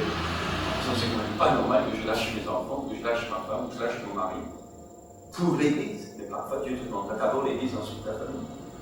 Tout dépend de ta qualité de présence. Vous pouvez en 2 heures être présent auprès de votre femme, auprès de vos enfants, et être un père ou une mère extraordinaire, et en 2 heures faire plus de boulot que peut-être pendant 24 heures que vous êtes avec eux. Ces 2 heures qualitatives remplaceront votre absence, peut-être dans le temps beaucoup plus grande, quand vous êtes obligé par Dieu d'aller ailleurs. Dieu protège vos arrières. Vous savez, on entend souvent les gens dire ouais, certains hommes de Dieu disent oui, moi je regrette, je suis parti, j'ai foncé, j'ai travaillé, mes enfants maintenant sont rebelles, etc. J'aurais pas dû faire, j'avais su, j'aurais servi ma famille d'abord. C'est un mauvais calcul. Parce que non seulement, s'il avait été à la maison, est-ce qu'il a été vraiment pendant qu'il était à la maison, ce qu'il devait être à la maison? Ou c'est pendant qu'il était à la maison, est-ce qu'il réellement, il n'a pas été aussi encore absent à la maison tout en étant là-bas physiquement? Il y a ce que vous êtes, la qualité que vous êtes, là où vous êtes, au moment où vous devez être. Alors on crée des théories, on crée des doctrines comme si c'était quelque chose de fanatique, de mauvais parfois de donner priorité à Dieu. Mais non, donnez priorité à Dieu, vous verrez Dieu aider les vôtres. Mais seulement donnez priorité à Dieu. Et quand Dieu vous montre que maintenant c'est le moment de s'occuper de vos enfants, il faut y aller. Il ne faut pas jouer, hein. Il faut suivre le Seigneur partout. Mais je vous dis ça pourquoi? Parce qu'il y a des moments, eh bien, vos affections légitimes, vos désirs légitimes, que d'autres pourront se permettre, car Dieu vous dira non. Voilà, je donne priorité. Vous savez, Dieu, j'ai quand même pas mal voyagé. Hein. Vous savez, au démarrage, on est tout content de voyager. Mais après, vous savez, quand c'est la dernière fois, j'avais passé Noël. Je venais du Tchad. Et ensuite, je suis passé à la maison. J'en ai marre, toujours voyager, toujours donner, toujours. Et puis ça fait des tensions, puis toujours des délivrances. Puis les gens savent qu'on fait de la délivrance. On dirait qu'on nous amène toute la cour de miracles du coin. Et puis alors, quand je rentrais du Tchad, j'avais été aussi dans le Nord, en Côte d'Ivoire, en plus de ça, Noël, la longue veille de l'église, donc tout devait sauter. Et parce que les gens m'avaient demandé, j'ai dit, écoutez, Noël, etc., ça ne prenait pas, mais ils ne pouvaient pas faire autrement. Et je me suis retrouvé là-bas, vous savez, là-bas, je me suis retrouvé au Burkina Faso, là, dans le coin, je disais quand même, je disais, comment ça va pas. Avec des fois, vous avez un peu la main. Et puis là, j'étais dans une petite chambre d'hôtel qu'on m'avait prise. Et tout à coup, Dieu m'a parlé. On n'en parlait pas souvent. Et il m'a dit, quand tu seras à Abidjan, fais changer ton billet d'avion. Parce que c'était Noël et Nouvel An que j'étais à l'extérieur. Il n'y avait plus de place de billets quand on appelait les billets ici. Tout était saturé. On dit non, vous rentrez le 2, vous ne pouvez pas avoir. À l'hôtel d'Abidjan, à l'hôtel de Ouagadougou, qui est de modification des billets. J'étais avec le frère Gilbert, à chaque fois que je lui dis, tu sais, quand on arrive à Abidjan, on va demander l'autre.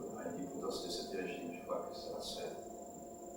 Bon, nous étions, il y avait 5 autres qui nous attendaient à Abidjan. Quand on a débarqué à Abidjan, il y avait là à l'aéroport une chrétienne qui avait ses entrées, qui nous a fait sortir son propre lien. Et son mari avait une agence. Et je lui dis, est-ce que tu peux faire changer, nos billets? C'était une période des fêtes. Je dis, on va procéder par ordre de priorité. Tu fais passer d'abord en premier tous les pères de famille. Tu les fais passer. S'il y a 2 places, tu prends les 2 pères de famille. S'il y a 3 places, tu prends les 3 pères de famille. Tu fais passer d'abord tous les pères de famille pour qu'ils puissent être à la maison pour les longues veilles. Si maintenant il y a des places en plus, tu prends les autres frères et tu me mets en dernier. C'est normal, tu es le chef, tu passes en dernier. Normal. Mais à l'intérieur, demain, je dis Seigneur, ce serait quand même sympa. Tous les 7, c'est passé comme un. Il est rentré avant. Mais je dis qu'il y a des fois où vous sacrifiez, et Dieu vous regarde. Vous savez, Dieu, il n'est pas mal. Quand Dieu vous demande des choses, parfois il est exigeant, parce que le besoin de l'œuvre l'exige. Et Dieu attend de vous, attend de gens qui comme lui, souffrent. N'oubliez pas que Dieu a souffert en donnant son Fils. Donc, parce que c'était la nécessité, Dieu n'était pas maso, hein, mais il a dû souffrir parce que c'était le seul moyen. Et parfois, Dieu est obligé de vous utiliser au détriment de votre vie familiale ou personnelle, parce que c'est le seul moyen d'aider les autres. Mais plus tard, Dieu vous donne la 6-7. Et oui, alors, il y a encore ceci.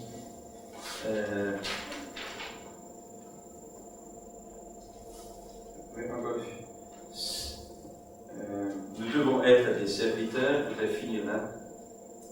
Qu'est-ce que j'ai fait là? Je me suis trompé, pardon. Et nous pouvons dire,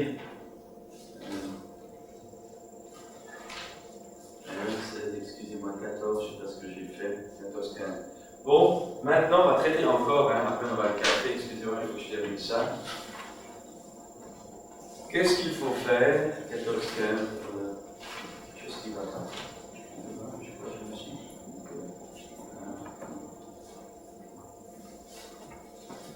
Peut-être mettre encore. Pourquoi faut-il obéir? Pourquoi faut-il obéir?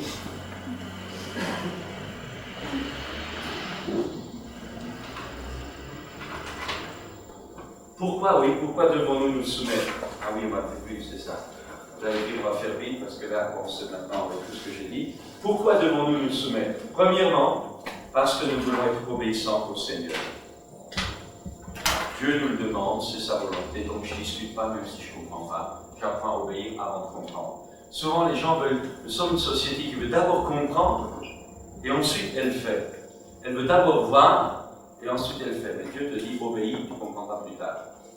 C'est ce que Jésus a dit à Pierre, si je ne te lave pas, tu comprendras plus tard. Et avec Dieu, c'est comme ça, vous devez d'abord obéir, vous ne discutez pas, vous obéissez. Vous dites, Seigneur, j'aimerais quand même comprendre pourquoi tu me fais faire ça.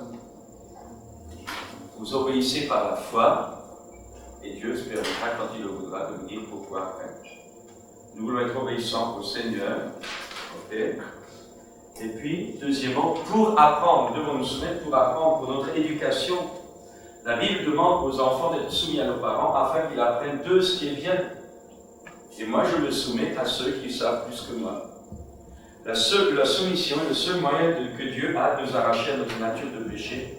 Elle est une clé de croissance et de formation spirituelle. Quand j'ai un problème qui me dépasse, je manque de renseignements, de formation, de culture ou d'arguments pour répondre à des questions difficiles, je dois faire preuve d'humilité et trouver au milieu de l'Église une autorité adéquate vers qui je peux aller avec ce cœur soumis en lui demandant qu'il me donne la réponse. Si je suis soumis à quelqu'un, je peux recevoir de celui-ci le secours et l'aide nécessaire. Et une fois qu'il m'a apporté l'aide nécessaire, maintenant, j'ai atteint son niveau. Maintenant, je sais, il m'a donné la réponse. Maintenant, j'ai appris quelque chose et plus tard, j'ai plus besoin de venir vers lui. Plus tard, je sais maintenant. Vous voyez que l'humilité de se mettre à quelqu'un et de demander l'aide de quelqu'un nous fait monter au niveau de l'autre. Mais si je dis, moi je ne demande rien à personne, je suis orgueilleux, j'ai la science à plus, je n'en dirai pas. Parce que Dieu m'éclairera parfois directement, mais parfois Dieu permettra de passer par les autres pour apprendre à ne pas être orgueilleux. Vous pouvez souligner ça en noir. Aucun n'est prêt à faire face à toutes les situations. Aucun n'est prêt à faire face à toutes les situations. Nous devons avoir dans notre cœur la disponibilité d'avoir quelqu'un à côté de nous qui nous aide quand nous sommes défaillants. Nous devons accepter toujours qu'il y ait quelqu'un au-dessus de nous. Les chrétiens qui ont vécu la foi chrétienne qui ont une expérience, car finalement, on ne peut jamais vraiment savoir ce que l'on n'a pas réellement vécu. Je ne peux pas juger de quelque chose avant de l'avoir expérimenté moi-même, sinon c'est un rejet de la sagesse des anciens, de ceux qui peuvent avoir quelque chose pour nous. S'il y a en nous de la rébellion sur ce point, il nous faut nous humilier, être ouverts à l'expérience des autres, sinon nous aurons des problèmes. Romains 13, 3, je vais cela, Romains 13, 3, vous l'avez déjà, et Éphésiens 4, 11, c'est les différentes délégations. Troisième raison pour laquelle je ne vais pas me soumettre, pour des directives et pour prendre des décisions. C'est-à-dire, pour la direction divine de ma vie, la soumission est une sécurité. Il y a beaucoup d'erreurs pour des directives divines et pour prendre des décisions. Il y a beaucoup d'erreurs dans ce domaine parce qu'on pense que c'est bon et on agit selon ce qu'on estime. Et quand on prend un mauvais engagement, on s'en aperçoit que plus tard, et parfois, il y a des souffrances énormes qu'on aurait pu éviter. Dieu nous demande la soumission aux autres, demander conseil aux autres, demander la pensée des autres pour que nous soyons protégés de nous-mêmes. Et ça, malheureusement, croyez-moi, c'est vraiment un problème parce qu'il y en a qui sont tellement dans les engagements de mariage, qui nous disent, voilà, le Seigneur nous a montré que, qu'est-ce que vous voulez dire encore après? Et quand 2 mois après, c'est la déconfiture, quand le couple est à ramasser la petite cuillère, alors on dit, mais pourquoi Dieu, je croyais que, est-ce que tu attends des conseils? Tu as filé avec ton orgueil, maintenant tu as supporté les conséquences. Quand je veux prendre une décision pour ma vie, il est tout à fait logique que j'aille en discuter avec mon responsable ou mes responsables spirituels. Il n'est pas sérieux de venir lorsqu'on a déjà tout décidé. Les ministères dans l'Église sont des protections voulues de Dieu pour notre vie, seule la soumission nous sauvera. Et si un responsable dans n'importe quel domaine est vraiment un homme de Dieu, s'il aime vraiment le Seigneur, il est impossible que le Seigneur fasse quelque chose dans ma vie sans le dire à son serviteur, surtout si je dépends spirituellement de cet homme. On se rend compte qu'on connaît bien des vocations avant que les gens les connaissent. Ça veut dire que parfois, c'est vrai qu'en tant que responsable, on voit que Dieu est en train de préparer un jeune ou une jeune ou quelqu'un. Lui ne le sait pas encore, elle ne le sait pas encore, mais nous on le sait. Et parfois la personne va faire des bêtises, mais nous on sait le plan de Dieu, alors c'est bien qu'elle vienne, on ne va pas le dire. Souvent les gens distribuent des prophéties. Vous savez, actuellement il y a un grand problème. C'est dans le corps de Christ, c'est qu'on vient pour le prophétie, toi mon Dieu, tu es apôtre, toi tu es prophète, toi tu es évangéliste, toi tu vas amener le réveil, et les gars ils gonflent la tête, après ils sont rivales dans les vies. Pas ça comme ça, on ne distribue pas des prophéties comme ça. Les choses doivent être faites en présence des responsables, au moment où les responsables sont d'accord. Si c'est pas forcément nécessaire de dire, Dieu peut me montrer quelque chose pour quelqu'un, je ne vais pas le lui dire, je le sais parce que je vais l'aider, sans le lui dire d'ailleurs. Pourquoi? Comme ça, on ne va pas encourager nos pères. Des bêtises sont faites, alors vous avez des prédicateurs, des prophètes maintenant. Avant, on n'avait pas de prophète, maintenant je dirais presque dans la foi. C'est pas ça, c'est un mauvais langage que je tiens. Mais ils parlent trop, les prophètes. Il faut savoir gérer la prophétie. Quand Dieu nous montre quelque chose, ça ne veut pas dire forcément qu'il faut le donner. C'est pour ça que les prophètes ont besoin d'être sous une couverture aussi. Combien de dégâts qui ont été faits? Parce que les gens sont friands de prophétie. N'oubliez pas que la vraie direction de Dieu, ce n'est pas le prophète. La vraie direction de Dieu, c'est votre relation avec le Seigneur. Vous n'avez pas besoin qu'on vous enseigne la diligence, l'onction que vous avez reçue. Et le plus grand prophète pourra vous donner une prophétie n'importe quoi, je ne l'avale pas, j'attends que Dieu me le confirme. C'est tout. Tu n'as pas envie de souffrir quand tu as envie d'autres souffrir. Alors, ne vous confiez pas dans un homme. Vraiment, je vous le redis encore. Vous placez votre confiance dans un homme, vous serez déçu d'autant et vous l'aurez cherché, parce que vous avez dit. Je dois accepter de soumettre ma décision à la bonne autorité. Alors, cela aussi. Vous savez, si vous allez demander votre avis, si vous allez demander un avis à quelqu'un, par exemple, imaginez que vous avez un appel pour la mission, et vous allez demander à quelqu'un qui qui n'a vraiment pas la vision des choses, qui pense qu'à sa petite cuisine et son petit armenté, ou sa petite église, vous allez au suicide. Parce que vous allez demander à la vie à quelqu'un qui n'a pas l'onction pour le restaurer. C'est comme si j'allais demander le pâtissier du coin me dire comment préparer ma voiture. C'est pas ça fonctionne. Comprenez, il est là comme ça. Et malheureusement, c'est ça. Et comme vous avez, et parfois dans le corps de Christ, dans une église, parfois, quand les autorités ne sont pas à leur place, ou quand il y a une seule autorité, ou quand il y a un seul responsable, le gars, il n'est pas qualifié pour répondre à toutes les questions. Mais comme il est quand même le pasteur ou le truc, il va se permettre de répondre à des trucs qui ne sont pas les siens, et là, vous n'aurez aucune garantie qu'il vous dit la vérité. Il est peut-être sincère, vous pouvez être sincèrement dans l'erreur. Vous pouvez sincèrement avaler la sortie, vous y claquerez quand même. C'est comme ça. Si vous voulez, le corps de Christ, on l'a déboussolé.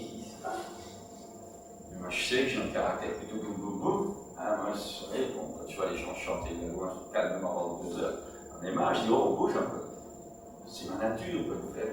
Mais j'ai besoin d'autres frères, ils sont beaucoup plus calmes. Moi, je vous laisse, ils ne t'inquiètent pas, parce qu'il n'est pas méchant. On en a besoin. On a besoin de compléter les uns par les autres. C'est indispensable. Je ne suis pas unique, pas infaillible. Moi, des fois, des trucs, je suis convaincu que je pense. Et puis, oh, il y a Christian, il y a Roger, il y a Camille, il y a Traditionnel, écoute, il y a ça, ça. Mais vous vous rendez compte, Samy, c'est pas Christian, c'est pas Roger. Et c'est ça, et les autres pasteurs, on est différents. Et de temps en temps, c'est bon de quelqu'un qui vous remet à sa place. Gentiment dit, moi je ne suis pas d'accord avec ça, regarde, il y a ça.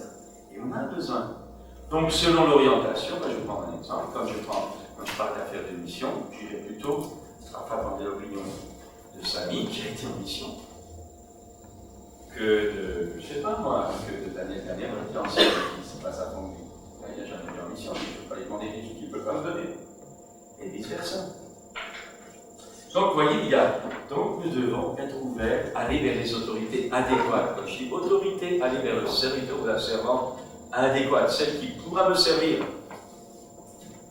Bien sûr que je dois aussi référer à mes autorités en place pour dire voilà ce que j'ai conclu, j'ai demandé à tel, j'ai demandé voilà, je pense que dans le Seigneur c'est comme ça, et je m'attends à l'approbation générale de mes conducteurs. C'est normal que je ne fais pas ça en douce derrière l'auto. Mais il y a des fois, vous verrez, et on va y arriver, la fausse autorité. Alors, c'est important. Je dois accepter de soumettre ma décision à la bonne autorité. L'idéal, c'est l'Église locale bien constituée pour décharger nos épaules de décisions trop lourdes pour nous. Nos parents et nos leaders de différents domaines sont là pour nous conseiller. Et que dire encore ça, si une décision que je suis appelé à prendre a des répercussions sur les autres, il faut demander conseil à l'autorité concernée. Nous n'avons pas le droit de prendre une décision seule sur quelque chose qui touche un domaine chez nous. Par exemple, je vais prendre un exemple. Imaginez actuellement, ils sont en train de faire le camion pour vendre. Bon. Les gars, ils sont mis en branle, patati, patata. Imaginez que tout à coup, je dis, tiens, il faudrait faire ça. Il faudrait passer ici, après tout, il faudrait changer de camion, il faudrait que moi j'arrive là, comme un éléphant dans un jeu de quilles, je téléphone, le premier truc, là, il faudrait changer de camion, sans avoir parlé aux autres, mais les gars disent, écoute, on vient de lancer le truc, toi tu arrives là-dedans, tu nous mets tout en l'air. Dès que je prends une décision qui touche le travail de quelqu'un d'autre, il faut d'abord que j'en parle. Si vous êtes dans votre église, et que maintenant, tout à coup, vous prenez la décision de, si vous voulez, de faire de lancer par exemple une évangélisation et d'annoncer ça dans l'église, vous commencez à inviter des gars dans l'église sans en parler à votre pasteur ou sans en parler au responsable de la jeunesse, sans en parler au responsable de l'évangélisation, vous marchez sur ces plates-bandes, pas normal. Vous allez le trouver, vous dire j'ai un cœur, est-ce que c'est à cause qu'il peut faire? Quand vous touchez, ou par exemple, imaginez que demain vous avez envie de lancer une semaine de jeûne et de prière. Vous n'avez rien dit à personne, vous avez fait vos petits copains, vous êtes réunis, vous avez fait votre truc en douce. Bon, mais les gens dans l'église vont le savoir. Et à un moment donné, les nous auraient bien voulu y assister. Alors ils viennent vous trouver, vous dites, mais on ne savait même pas. Vous avez fait quelque chose qui a ricoché sur la vie de l'église, donc vous alliez en parler avant. C'est l'humilité, ça. Et malheureusement, le monde chrétien est rempli d'individualistes qui ne sont pas, ils font ce qu'ils ont envie, le Seigneur a dit, et piétinent à côté. Et c'est ça l'attention de solution, on protège de ce genre de choses. De les faire, mais en informant, en demandant l'accord, et les choses se font. Ça va peut-être un peu moins vite, mais ça va beaucoup plus loin. Rappelez-vous la lienne de la tortue, le lien de la tortue. Si vous voulez plancher quelque chose, vous allez avoir des réactions des gens, vous mettez des bâtons dans les roues parce que vous avez piétiné sur le bâton ou parce que vous avez fait quelque chose dont vous n'avez pas réalisé la portée.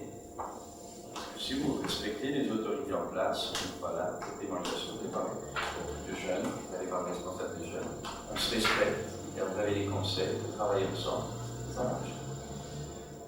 Alors, je dirais encore ceci, il faut dans l'Église des hommes et des femmes sages, un groupe mûr, adulte, qui ait du discernement, qui ait le courage de dire non quand il faut dire non, afin que toute la charge ne repose pas sur un seul homme, sur le pasteur. Bien structuré, doit avoir des anciens, des responsables, le titre qu'on a, c'est pas ça qui compte, pour reconnaître les hommes et les femmes, qu'on vient voir, pour être conseillé, non pour une domination, on donne le conseil à la personne, ensuite à la personne de se tenir devant le Seigneur et de faire son propre choix.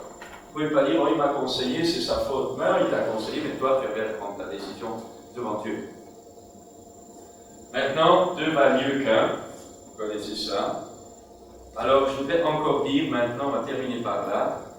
Qu'est-ce qu'il faut faire quand il y a une fausse autorité? Quand quelqu'un n'est pas à sa place. N'oubliez de dire aussi encore quelque chose. D'abord, vous avez une autorité sur vous qui manifestement vous bloque, parce que ça arrive, hein, etc. Alors, quand vous le trouvez, à ce moment-là, il faut d'abord voir la personne et dire, écoute, je ne comprends pas. Je suis en train de dire non, ou tu me bloques, je ne sais si pas ton frère a péché, va, et reprends-le contre toi et lui seul. Vous n'allez pas à dévier la personne à droite à gauche, vous vous taisez, hein, mais vous allez la trouver elle. Bon, la personne n'entend pas, vous y allez une fois avec quelqu'un d'autre, vous savez qu'il peut avoir une influence sur la personne. Vous allez avec cette personne, pour qu'elle aide à décongestionner la situation. Admettons que là, encore, ça va. À ce moment-là, vous avez le droit de faire appel à l'autorité supérieure. Prends un exemple, imaginez que vous soyez dans une équipe de prière, ou de prière, une série de prières.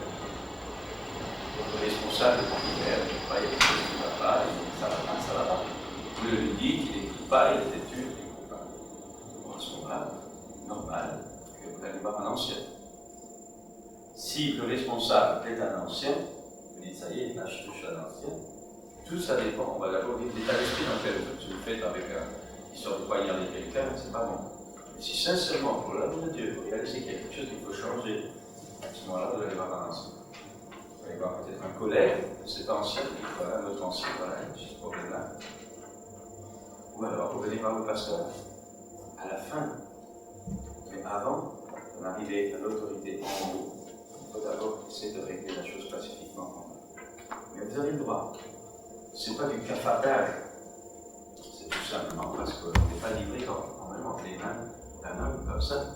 Et parce qu'il est mon supérieur, je ne peux plus bouger. C'est pas normal. Donc, et parce que lui aussi est sous une autorité. Vous comprenez? Et si un jour il y a un problème avec moi, puisque je suis actuellement pasteur ici, vous avez le droit de faire appel au conseil. Mais pas en mettant 5 colonnes à la une, vous faites appel au conseil des anciens. Et si les anciens, s'il y a une complicité, s'il y a des choses nouvelles, si vraiment vous êtes sûr, vous avez le droit de demander un entretien avec le conseil de l'Église. Ah oui, oh, on n'est pas les.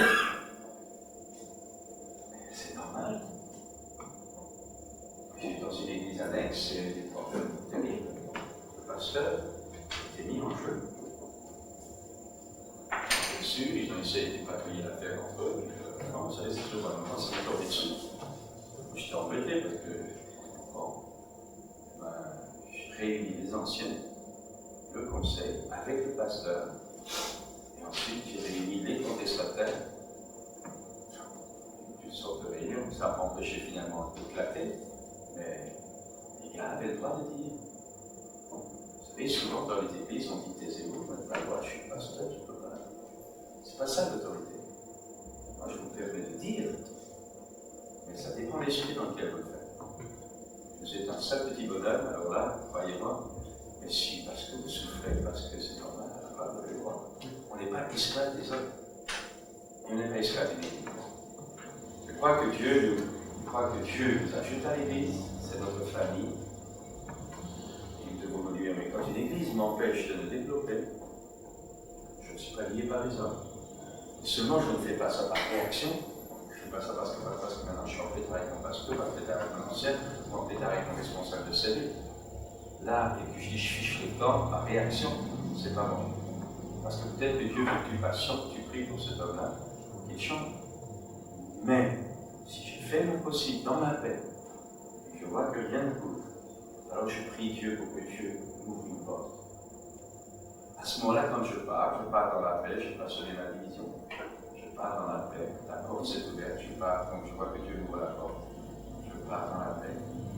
Mais je ne pars pas par réaction, je pars alors par direction. Et si vous avez cette notion des choses, vous éviterez ça. Vous éviterez à vous de partir trop vite ou de partir trop tôt, ou peut-être d'être vaincu dans une épreuve de persévérance et de patience. Partez par direction, jamais par réaction. Parce que si vous partez par réaction, vous allez partir peut-être là où Dieu ne vous veut pas. Et ça peut être prier, Seigneur, bloquer, moyen, et voir vraiment c'est difficile, j'ai fait tout mon possible. À un moment donné, ça peut être dire que Dieu vous ferme cette porte-là. Alors si vous fermez cette porte, priez pour qu'il vous ouvre une autre. Vous n'allez pas rester dans l'antichambre. Donc, mais je dis, tout ça se fait pacifiquement. N'oubliez pas, un homme de Dieu, c'est un homme de paix. Donc, l'autorité fausse, c'est faire une autorité dans l'Église qui ne sont pas à leur place. Soit parce qu'ils n'ont plus ce qu'ils avaient avant, malheureusement ça fait, avec des serviteurs de Dieu qui ensuite deviennent des vrais espoirs. Soit parce qu'on les a mis alors qu'on n'aurait pas dû les mettre. Vous avez ceux qui étaient bien et qui ont perdu l'onction comme salut, et vous avez ceux qui sont, on les a mis à une place, mais ce n'était pas la leur, on s'est trompé. Ça arrive. C'est pour ça que je dis qu'il y a des évangélistes qui sont pasteurs et des pasteurs qui sont évangélistes, avec lesquels on mettre les choses en ordre.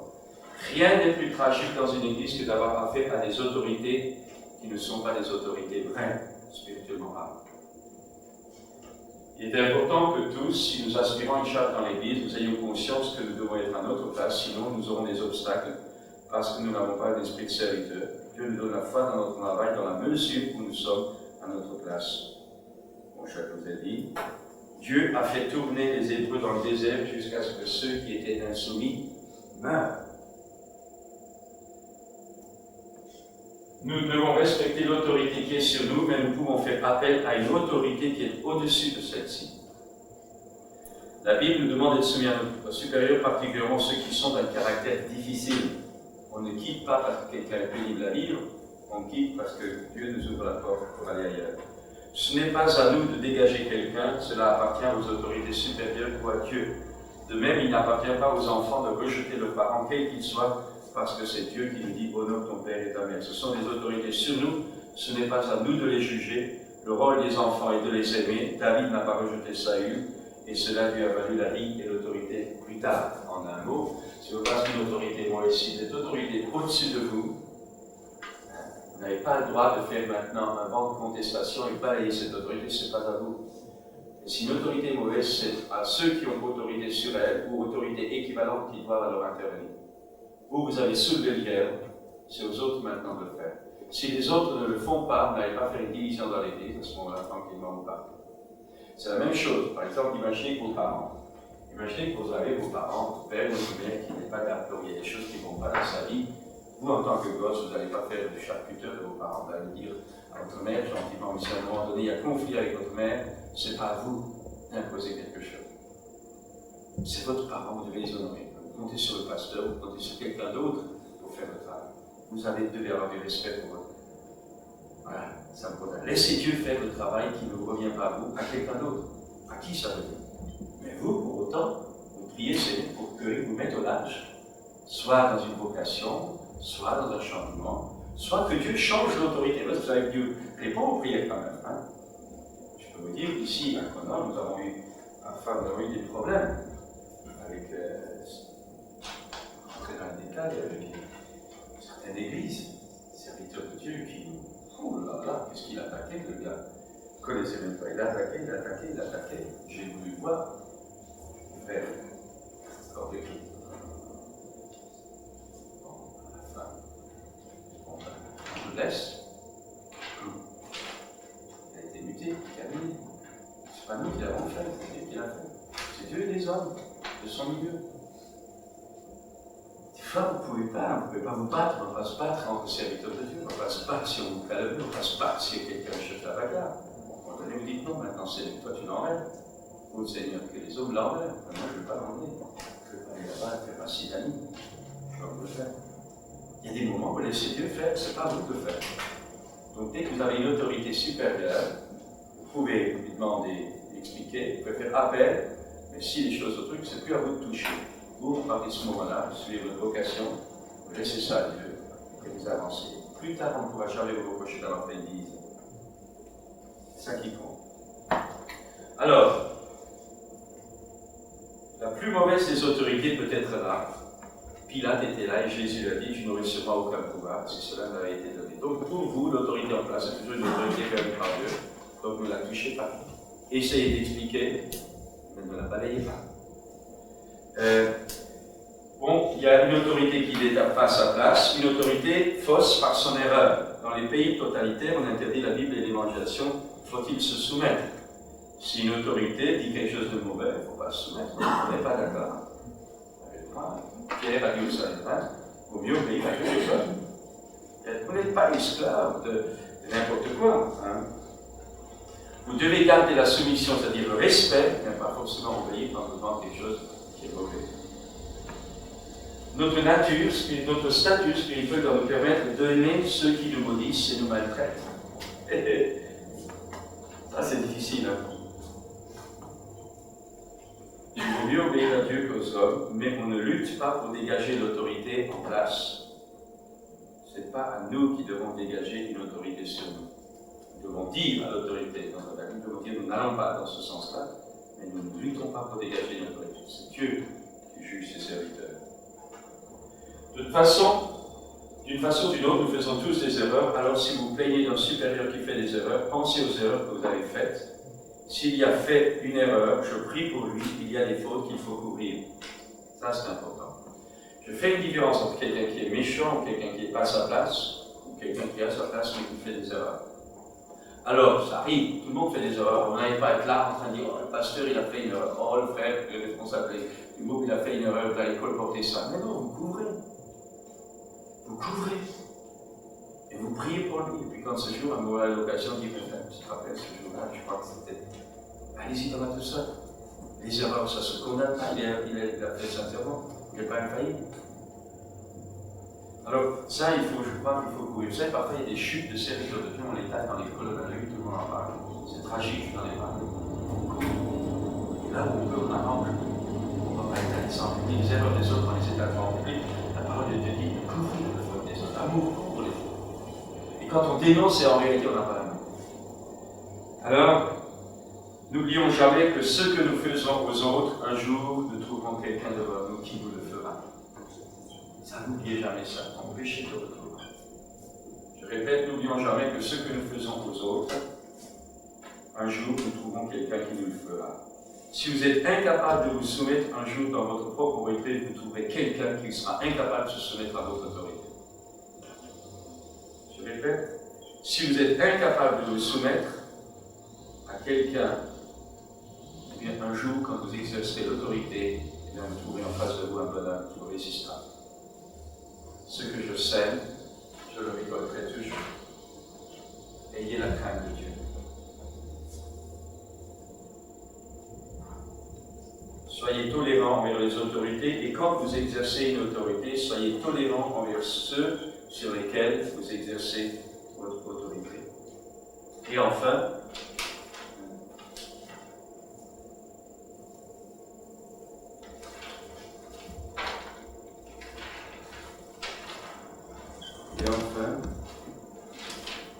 autorité rejetée par Dieu. Quand vous êtes sous une autorité qui est rejetée par Dieu, le dernier point, Saül a été rejeté par Dieu. Qu'est-ce qu'il faut faire? Manifestement, ce pasteur, il a plus d'option. Manifestement, il y a des choses dans sa vie. Manifestement, qu'est-ce qu'il faut faire? Quand Samuel oint David, l'Esprit de Dieu descend sur David et parallèlement l'Esprit quitte Saül. Ensuite, un mauvais esprit vient. Le vide entraîne l'intrusion du malin. Ensuite, Saül, bien que rejeté, est resté de nombreuses années au pouvoir. Saül, après avoir été rejeté par Dieu, est resté à peu près 20 années au pouvoir encore. Je ne sais pas si vous réalisez que ça voulait dire pour David, qui savait qu'il avait été roi, qui savait qu'il était le successeur, qui savait qu'il avait reçu l'onction, qui savait que le prophète Samuel était de son côté, qui avait une armée avec lui. Il a attendu 20 ans. Ne prenez jamais un pouvoir. Attendez que Dieu vous donne. Ne prenez jamais le pouvoir. Attendez que Dieu vous donne.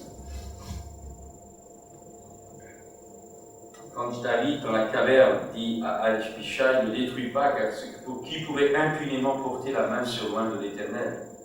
L'Éternel est vivant, c'est à l'Éternel seul à le frapper, soit que son jour vienne, qu'il meure, soit qu'il descende sur un champ de bataille et qu'il y périsse. Loin de moi, par l'Éternel, de porter la main sur loin de l'Éternel. Mettez la référence 1 Samuel 9, verset 11. 1 Samuel 9, verset 11. Plus tard, Dieu dit, j'ai trouvé David, homme selon mon cœur. Psaume 89, verset 21. Psaume 89, verset 21. Au travers de David, plus tard, c'est le Christ qui est venu. Parce que David a été l'annonce, le Christ a pu passer au travers de sa généalogie. Parce que David a exercé la miséricorde, il a trouvé la miséricorde. C'est pour cette raison que la discipline et les sanctions ne doivent jamais être exercées dans un esprit de vengeance, de destruction et de jugement, mais dans un esprit d'édification, de construction et de préservation. Je veux dire par là, c'est très important pour ne sanctionner jamais quelqu'un pour lui en mettre plein la vue. La sanction, la discipline dans le corps de Christ est faite pour faire grandir quelqu'un et non pas pour le punir. La punition même, quand elle vient, n'est pas faite pour punir quelqu'un, mais pour l'aider à s'en sortir de son défaut. Les disciplines dans l'Église est toujours une discipline constructrice et jamais répressive. Quand la Bible dit ton frère a péché bas et reprend et s'il ne t'écoute pas, ensuite dis-le à l'Église. C'est pas pour qu'on en mette plein la vue à tout le monde, c'est pour que le gars s'en sorte devant la honte générale. C'est toujours fait pour l'arracher de sa perdition. C'est jamais fait pour le condamner. C'est pas nous de condamner, c'est Dieu qui condamne. Non pas. Toutes les sanctions de Dieu ne sont pas des sanctions de condamnation, ce sont toutes des sanctions d'édification. Pour cette raison que l'apôtre Paul dit ne jugez pas avant le temps. C'est pas nous, nous n'êtes pas là. Nous n'exerçons pas un ministère de jugement. Ça, c'est plus tard, quand Christ reviendra. Nous exerçons un ministère de réconciliation. Et la discipline exercée dans l'Église, c'était une discipline de réconciliation. Si je mets un gars à l'écart, c'est pas pour le punir, mais pour qu'il prenne conscience qu'il est à l'écart et qu'il revienne. Cela ne veut pas dire qu'on doit tout laisser faire, mais ce qui compte, c'est l'état d'esprit dans lequel nous le faisons. Si nous faisons miséricorde, le Dieu de toutes les miséricordes nous aura gardé dans sa paix, nous garde dans sa paix, et nous n'aurons pas à avoir peur de la nuit. Je m'arrête là, mais je pense que vous avez là compris la chose, et je crois que c'est important si maintenant dans votre vie personnelle vous veillez à cela. Et n'oubliez jamais que vous serez testé, tenté, poussé par le diable pour justement avoir des réactions. Mais je voudrais terminer par un bon mot. Et je vous dis honnêtement, je crois que vous aurez des fois des réactions mauvaises. Parce que vous êtes comme moi, parce que nous sommes surpris par l'adversité, surpris par le comportement d'un responsable qui nous choque. Parfois on est blessé, parfois le gars il a eu tort. Parfois nous avons effectivement en face de nous des gars qui ne sont pas agréables. Parfois on s'énerve, qui ne s'est jamais énervé. Alors ces choses arrivent, alors quand ça vous arrive, ne pleurez pas trop sur votre sort. Demandez pardon au Seigneur de la mauvaise réaction, demandez au Seigneur la sagesse, demandez au Seigneur l'inspiration, et demandez surtout au Seigneur de vous maintienne dans l'amour. Parce que l'amour couvre toutes les fautes. Et puis ensuite, attendez-vous à Dieu pour qu'il dirige, pour qu'il ouvre les portes, ou aussi pour qu'il change le responsable, si c'est ce moyen-là que Dieu veut utiliser. C'est par la persévérance que vous éviterez les femmes. Et surtout, n'oubliez jamais que derrière tout ça, vous n'avez pas affaire seulement à des hommes, que vous avez affaire aux mains qui utilisent, qui influencent, qui aveuglent ces hommes pour peut-être vous bloquer vous, ou pour peut-être bloquer l'œuvre de Dieu. N'oubliez pas que Jésus est vainqueur et que d'une façon ou d'une autre, il vous donnera la solution pour en sortir. Que le Seigneur vous bénisse et vous garde pour ce café que je vous offre.